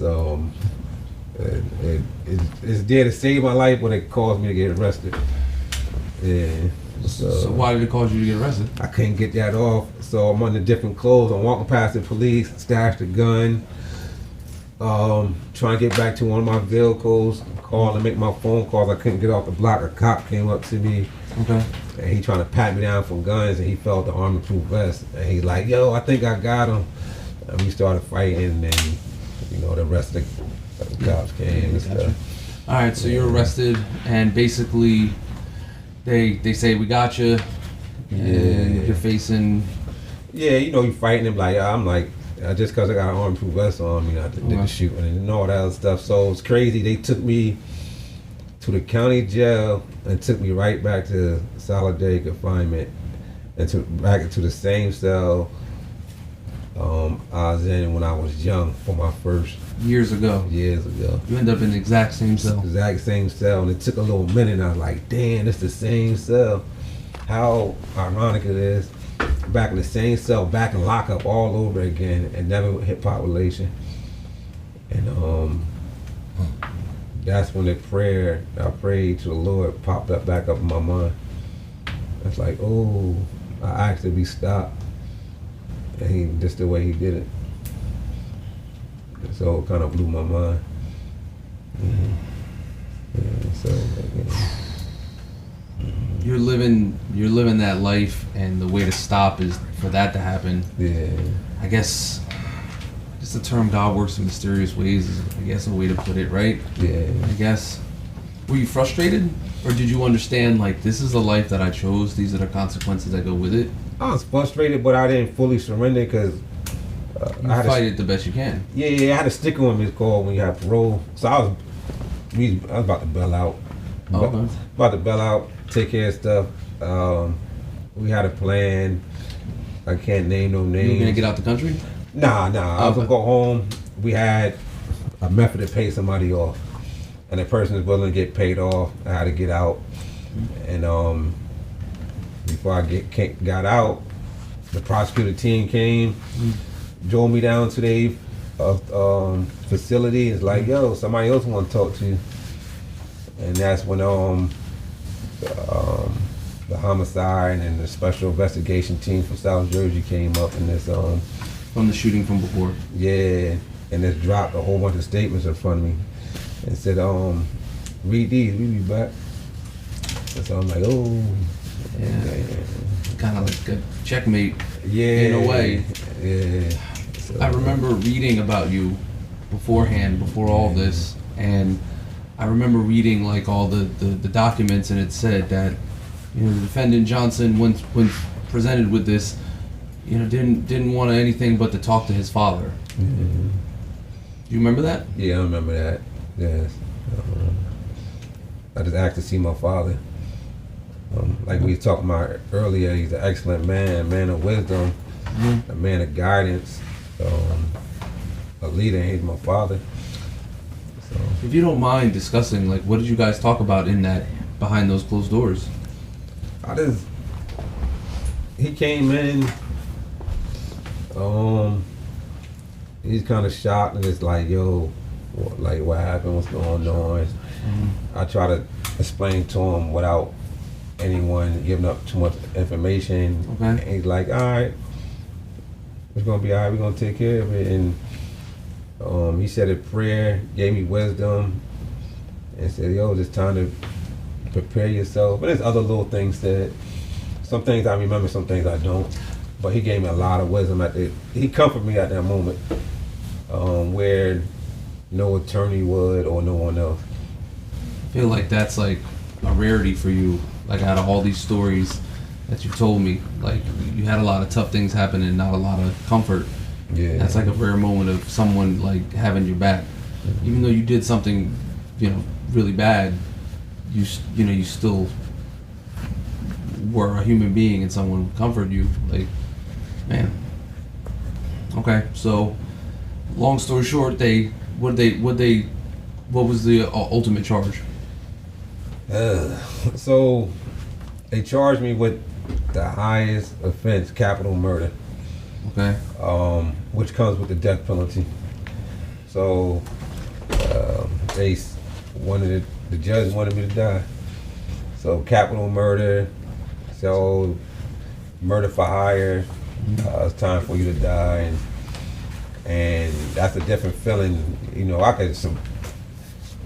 People try to take me out on the streets and set me up, but when the government, like, yo, we gonna take you out, that's a whole nother fight. Yeah, because they could do it legally. They could do it legally, and they could do it with paperwork and a mental aspect, and it's different than rocking on those streets and maneuvering. It's a rough feeling, and you locked in a cell, and they sliding paperwork under the door, and that paperwork like, yo, the death penalty, capital murder, and all this other stuff, like, it's a serious moment. To say the least. Yeah. So how did you end up doing 21 and a half years down from you just kept fighting it, were you fighting the death penalty the whole time and it just was, oh, okay. So you get special teams, like Rutgers University, college students that come, people that's against the death penalty. Okay. So they come and help you out, and then Gotcha. Yeah, because it's like by law you get the special help and stuff like that. Okay. So we getting it down. Then your lawyers fight in certain ways.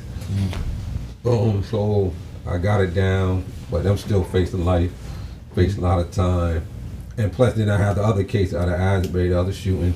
So way back, yeah. I got double things on me. So I want to get 20 years for the shooting in Asbury.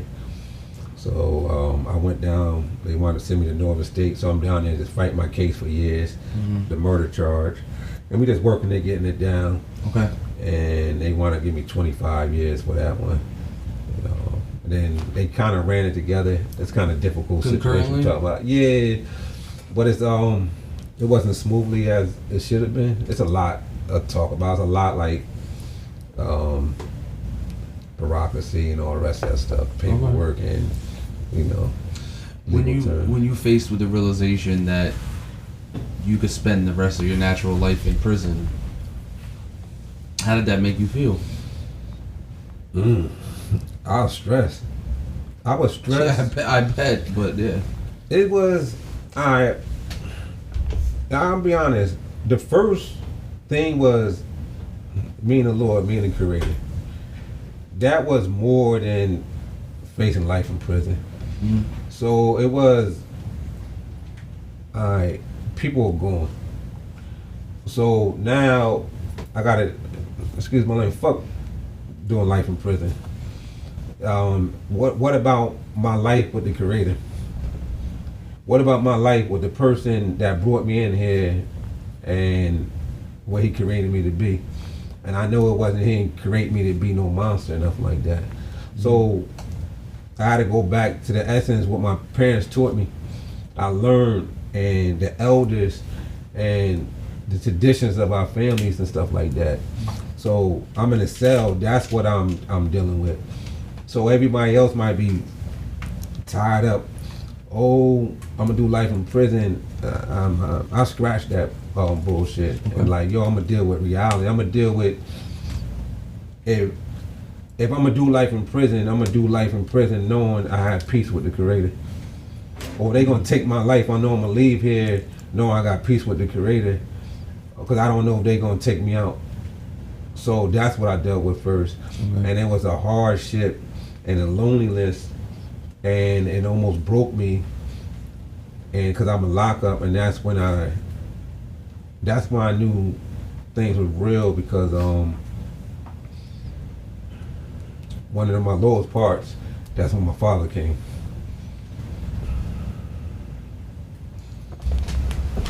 I couldn't touch no individuals at the time. I'm in lockup, and they let me out. They put me in cages. And I'm looking fucked up. I look bad. So they opened my port, and my father on the unit, he not visiting me at no window. He's on the lockup unit. And I'm like, damn, Lord, you know I need a touch right now. And they ain't supposed to open the cell, and they popped the door. The cop popped the door, and I got off my knees, and I walked out the cell and hugged my father on the unit in front of everybody. My father never cried in his life. I never seen it. I called my father that time when they threw all the statements on me, because when I did the first shooting, I saw my stepfather cry, not my father. My father cried, and we cried in each other's arms. And I apologized to him and said, I apologize for being a failure. And he said, you ain't failed me, I love you, and I'm still proud of you. This is when I knew the Creator loved me, and I followed Jesus Christ. That's why I knew He loved me, because I said, if an earthly human being, my Father loved me this much, how much more the Creator loves me? And He answered my prayer, knowing I needed to touch that moment. And my father is in the prison on the unit with me, and we on the unit crying together. And that's when my life changed at that moment. That's when I said, listen, I'm gonna take things serious, and I'm never gonna let nothing defeat me again through the power of the Creator. And that's why I told him, I said, listen, if I surrender my life to you, I prayed, I said, do not allow me to be deceived. And I said, I don't want to hurt another individual again. I said, give me the power not to hurt another individual. And I said, I surrender into you. And I told him, everything you teach me, everything I know, my experience, I said, I'll give back and teach others. And I said, just like I went hard on the streets, and I went hard on the streets. I didn't really tell y'all the things I used to do. I used to go hard. And I said, I'm gonna go hard the other way. And I'm not gonna let nothing stop me, no one get in my way. And I mean that, and I've been doing that ever since that moment. And I have my ups and downs. But when you see a man, your father crying in your arms in front of everybody on the unit, and you ain't supposed to touch nobody at that time, that's a different type of thing. And I don't care about people saying I'm crying, because, excuse my language, dudes can't fuck with me anyway when it comes to that stuff. So I don't care if people see me crying and stuff like that. I know how my heart is. I know I don't care. Because every individual want love. The hardest gangsters want love. Nobody want to go through this world being lonely and nothing like that. So I wanted that love at that moment, and I felt it. So I go around sharing the best way I can. So that changed my life right there. And I'll never forget that moment. Can we get tissues and some water, please? If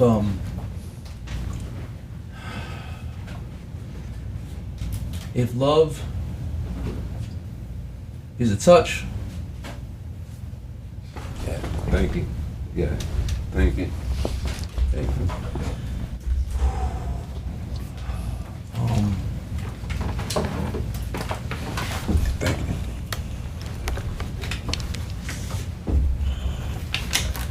Good. Thank you. So from then on, you adopt that 2 or 3 tier system that you were talking about. You do the rest of your time wisely. Yeah. And better yourself. Yeah.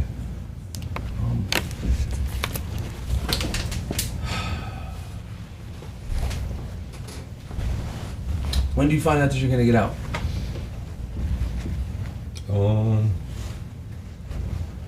Maybe a week and a half, 2 weeks before I got out.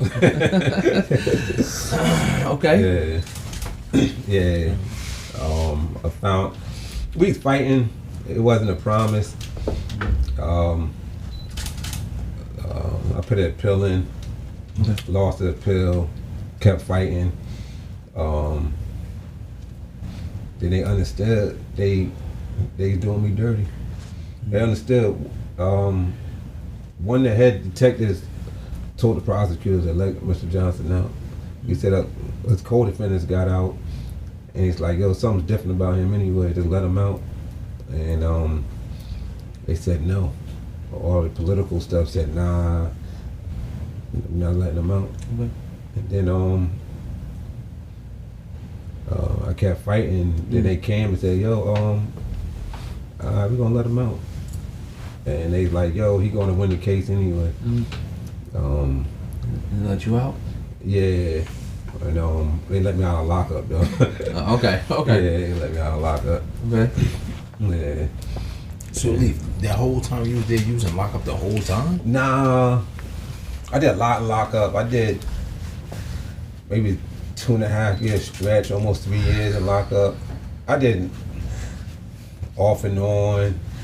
So I'll be in population and they snatch. Like when it really happened one time, I'm in my class, I'm in my room studying. I was taking my college courses, and he just came.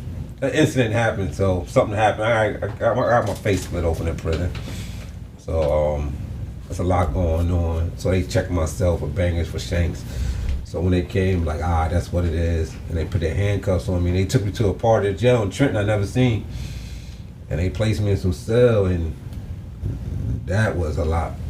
And I slept on the floor, and the mat was a little different and didn't have plastic on it. It's like foam. I slept on the floor, the lights on all night, and flooded. So my cell you got the cell door, a gate around it, and then another gate. So I was like triple locked in, and couldn't have no contact with nobody again. Mm-hmm. And they placed my tray on the stands, and they sit there, and the officer couldn't give it to me to like a sergeant come, and that might be like an hour later. So I'll be starving and stuff like that, and that's when it really started. And then, it's a more to it. I like asking what's going on. It's like the court said take you out of population and split us all up. So I was on like a special. We had organized crime, special investigation, just checking into it. They split us up to break us on our case. And then they blamed a lot of stuff that happened in Trenton on us and certain things, the way we move. So he's like, yo, y'all started this stuff. And I'm like, I ain't starting nothing, I'm saying this me. But I guess I was the scapegoat. And he's like, yo, you never go into population again. So I was locked down for years. And And then they said, you gotta leave the state. And he said, you gotta leave the state. When you're isolated for that amount of time, how do you maintain your sanity without utterly losing it? It comes as faith. And before then, I go back to the moments with my father. Mm-hmm. And before I got there, something like the wisdom of my father and parents, he just told me, he said, yo, he said, man, like, he said, it's time to build a home in here. And he wasn't being funny. He said, yo, he just kept it real, man. He like, we like, I'm getting out. He like, man, you ain't getting out. He's saying in certain words, he said, yo, it's time to build. And he just told me about his stories. He said, yo, when I was locked up, I dominated. And my father dominates what he does. So I was like, yo, I'm going to dominate, but I'm going to go about it in a different way. I knew the physical. And I knew all the other guys knew the physical.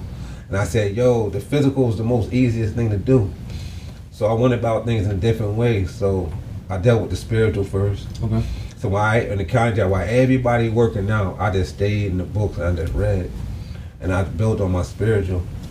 And then it came a point we got to deal with the mental. Because the spiritual go with the mental, but it's a different aspect. So I just went mentally, not to study. And then when the time came for the physical, I knew when the physical came, I just worked hard on the physical. And I combined the three. So I believe we kind of like triune, like three, kind of. Triumvirate. Yeah, so spirit. So I believe in spirit, soul, and body. And so I try to master it or work on all three. And while everybody is just working on the physical, I was working on the other parts. And I combined it and I got around great individuals. And I was like, yo, I'm just going to study it and just combine it. So, and then I said, I got to master my place. I'm not going to let lock up and none of that destroy me. Because I seen it. I was a young guy from Trenton and he looked like he was happy. We played chess. Wake up in the morning, he killed himself. So I'm like, damn, I don't want that to happen to me. And then it's something like, for my childhood, I said, I'm not gonna let, like they said, I'm not gonna let nothing break me no more. I'm coming out that shell. I know who I am. I know I gotta live out my name. I gotta live out my name. And then my name Khalif, I'm a ruler. First I gotta rule myself, and then rule the environment around me. And then my name, Sahaluddin, or Salahuddin, it means a defender of the faith. So what I believe, I'm gonna start defending it, I'm gonna start acting like it. And you know, Hassan kind of got like a little bit of handsome, and so I'm gonna go about things in a handsome type style or something like that. You know, and then I started like, yo, live out your name, live out who you was made to be. And so I just started living by that aspect. Live out your name and live out, wow. Yeah. And you ended up doing that and you applied yourself. Yeah. So they let you out after 21 and a half years. Yeah. How they just kind of just said, okay, you're good, or it was like a... Nah, they ain't prepped me. They just let me out. Said walk down there, the train station that way. I said, what parole? I said, parole that way. And just let me out the door with a bag and some information. Just After 21 years. 21 and a half years. That's almost like, I'm not trying to make it sound a certain way, but it's almost like, you know, letting a caged animal that had grown accustomed to being caged free. That's gotta... Did you feel overwhelmed? Yeah, I just felt... I can't imagine that. Yo, get to parole before something happened, or yo, just walk, just get there before something happened. If you could describe the American parole system in this country in one word, what would you use to describe it? Fuck. I was gonna say trash. Trash. It Okay. is. Okay. All right. So Slavery. okay, fair enough. That's so. Yeah. So you're out now, and you know that's where I first come into. Well, unbeknownst to me, you've known me all my life in one way or another. But that's when I first come into contact with you, when you friend requested me when you first got out, because I guess you friend requested everybody, but you recognized my last name. Yeah. Okay, so, and then I was like, well, who's this guy? I was like, I don't know this guy. And I had been off Facebook for many years, just because I just didn't have it. Yeah. I had recently reactivated it, and then I was like, who is this guy? And I see you, I was like, oh, he's coming home, and I was like, oh, you know, the Sheik knows you, and like mutual friends, and you know, he's commenting on everything, and I'm like, I keep seeing like 2 dimes, and I'm like, I was like 20 years. I was like, because I've watched a lot of movies, so, but I was like, wait, so 21, I was like, so 21 years. I was like, well, he don't look like he did 21 years. I was like, that's for sure. I was like, you know, so, but then I was more intrigued because like I have a thirst for knowledge, and I'm inquisitive by nature. Yeah. So I was like, well, who is this guy? Like, I don't know who this guy is. And life is weird, so here we are. Yeah. You know, after all that. So, what are you up to now? The most important stuff. So everything I've been learning in prison, toward I'm out here just manifesting now. Okay. So Talk to me about some of that stuff. one, I'm gonna talk about the nonprofit first. Okay. As soon as I came home, I started my nonprofit. It's called Build Your Success. You know, BYS for short, and Very full circle, man. full circle. So instead of being bust your shit, now it's build your success. It's something positive now. You know, so I said I'm gonna rock with the positive way and bust society with success now instead of the negative way. Okay. So that been launched. We starting programs with that. What is the purpose of that?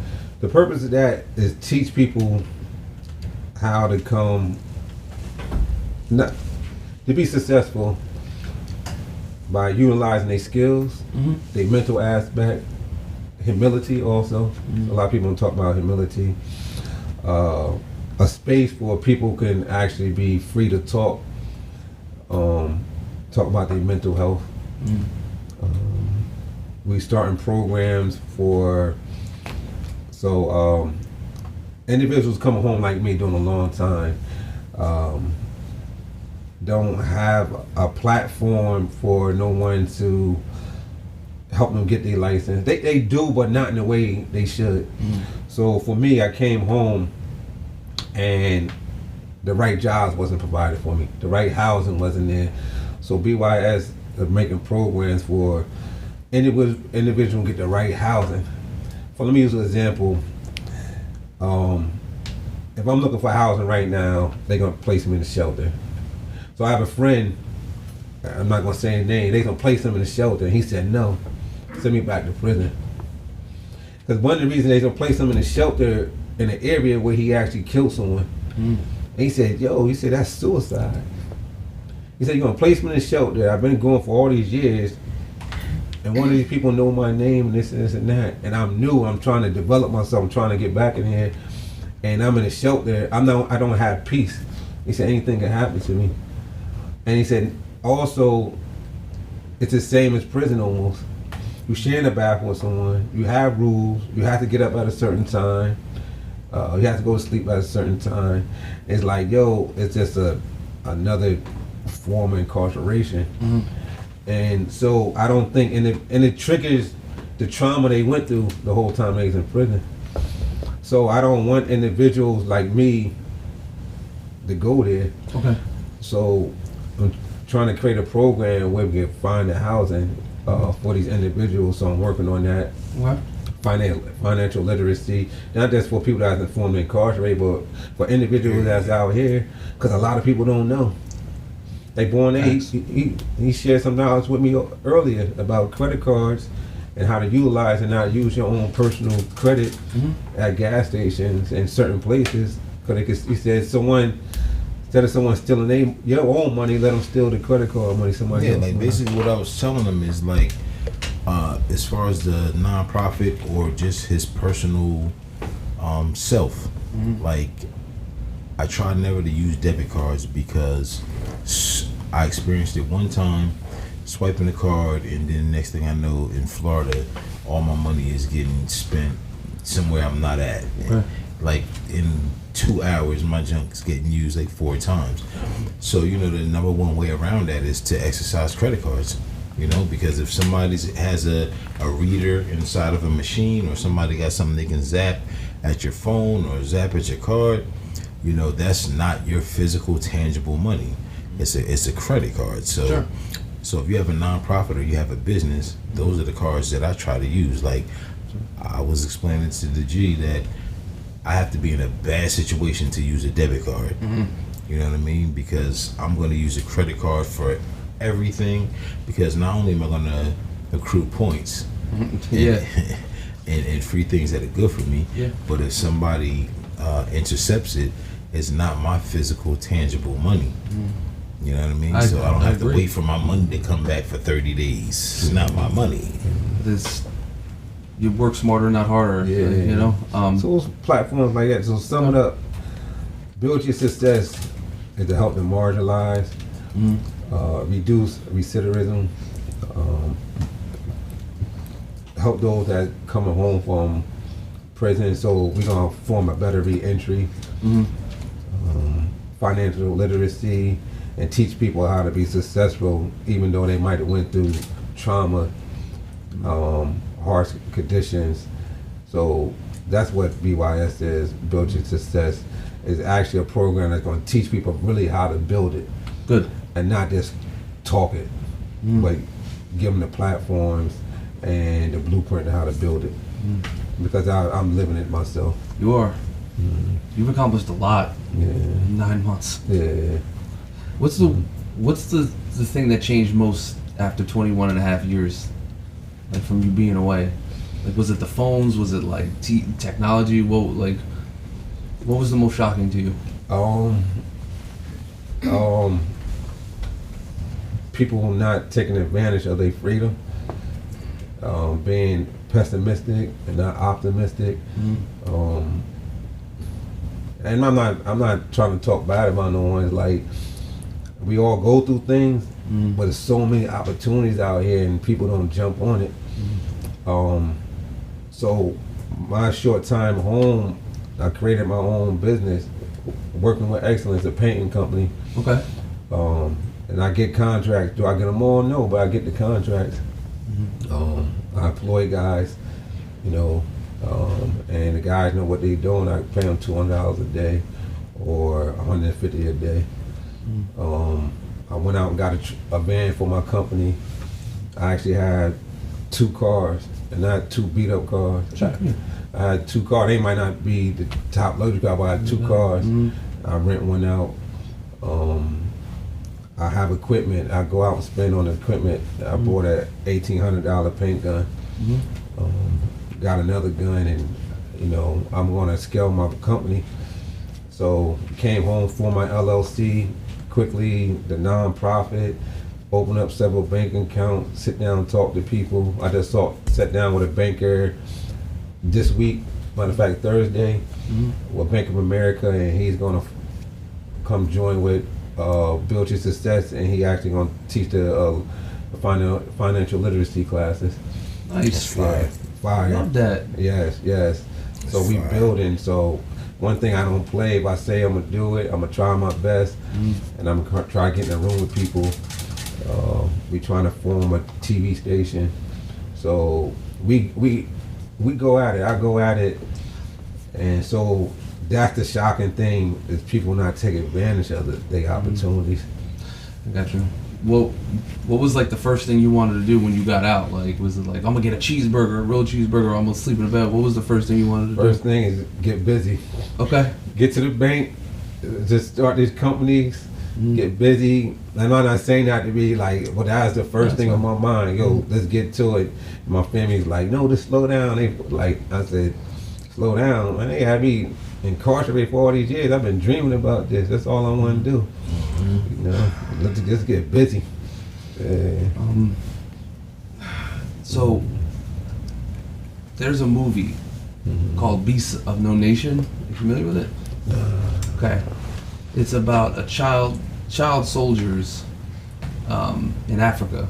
And, you know, he's a kid. And he had a good life, good family, and he's forced to do things and, you know, kill and do horrible things. And in the end, they're talking to him, and like he's having trouble adjusting, and she's like, no, you know, you can talk to me, because he's hesitant. He's like, I'm afraid to tell you the things that I've done because it'll make me sad and it'll make you sad, because I feel like you'll look at me like I'm some sort of monster and I'm some sort of beast, I'm the devil.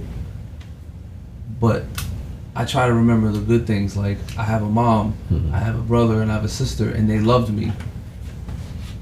And I try to remember those things. And in that moment, it just shows you that he wasn't a bad kid that did good things. He was a good kid that did bad things. As I've talked to you and like had multiple conversations with you, I wasn't, you know, I try to draw my own conclusions, to everything. And I was like, you know, Khalif has done some terrible things. So it was right that he suffered the consequences for those actions. Definitely.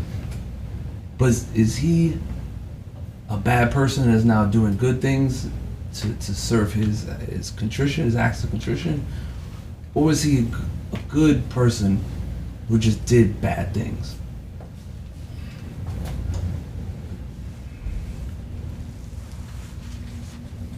I firmly believe with all my heart that you're a good person who did bad things.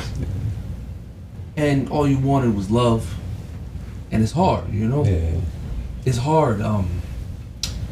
It's hard being afraid of something and hurting and not having an outlet for that.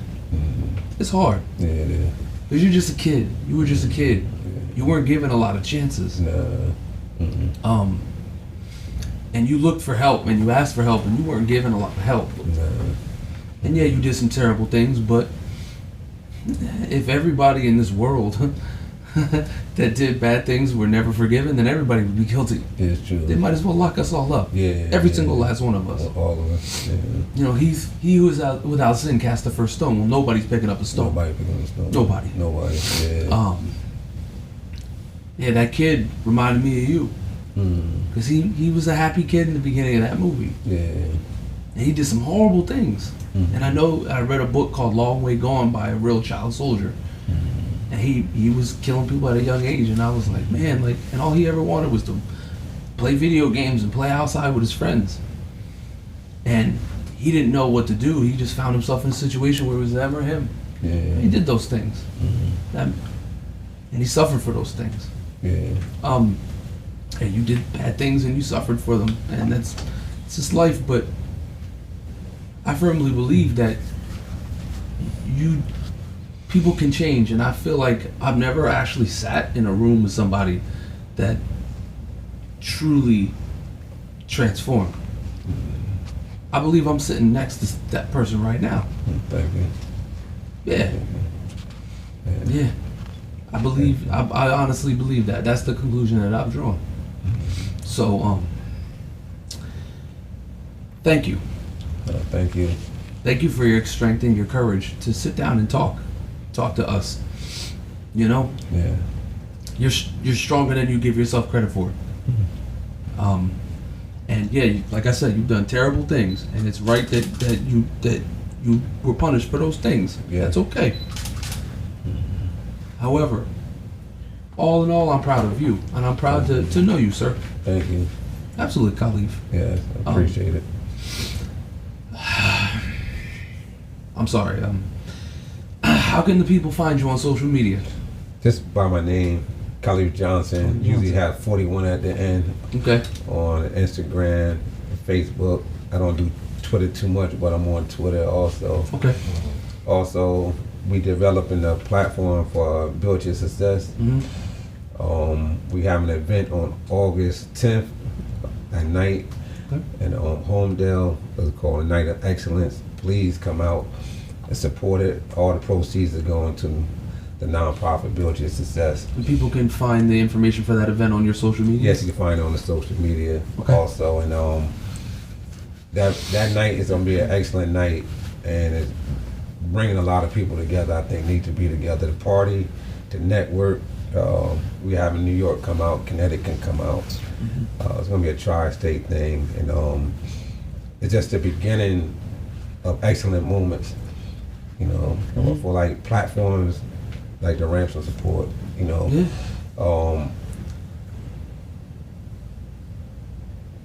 it's just the beginning of some excellent things. Good. And I love for everyone to come out and support and have fun. And so you can find me on Facebook and also Instagram at Khalif Johnson 41.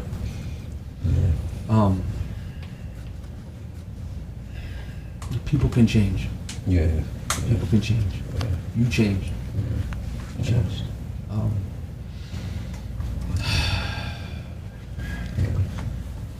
Thank you for listening to this very special edition of the Ransom Report. On behalf of the Sheik and I, We thank you, Khalif. And we'll support you however we can. Thank you. Thank you for taking my friend request. Thank you for friend requesting me. I like the Sheik likes to say, thank you for thinking of me. Yeah. Sheik, What up, though? what happened to peace, sir? Peace. It's always peace. This program is brought to you by the good folks at What's the Movement LLC.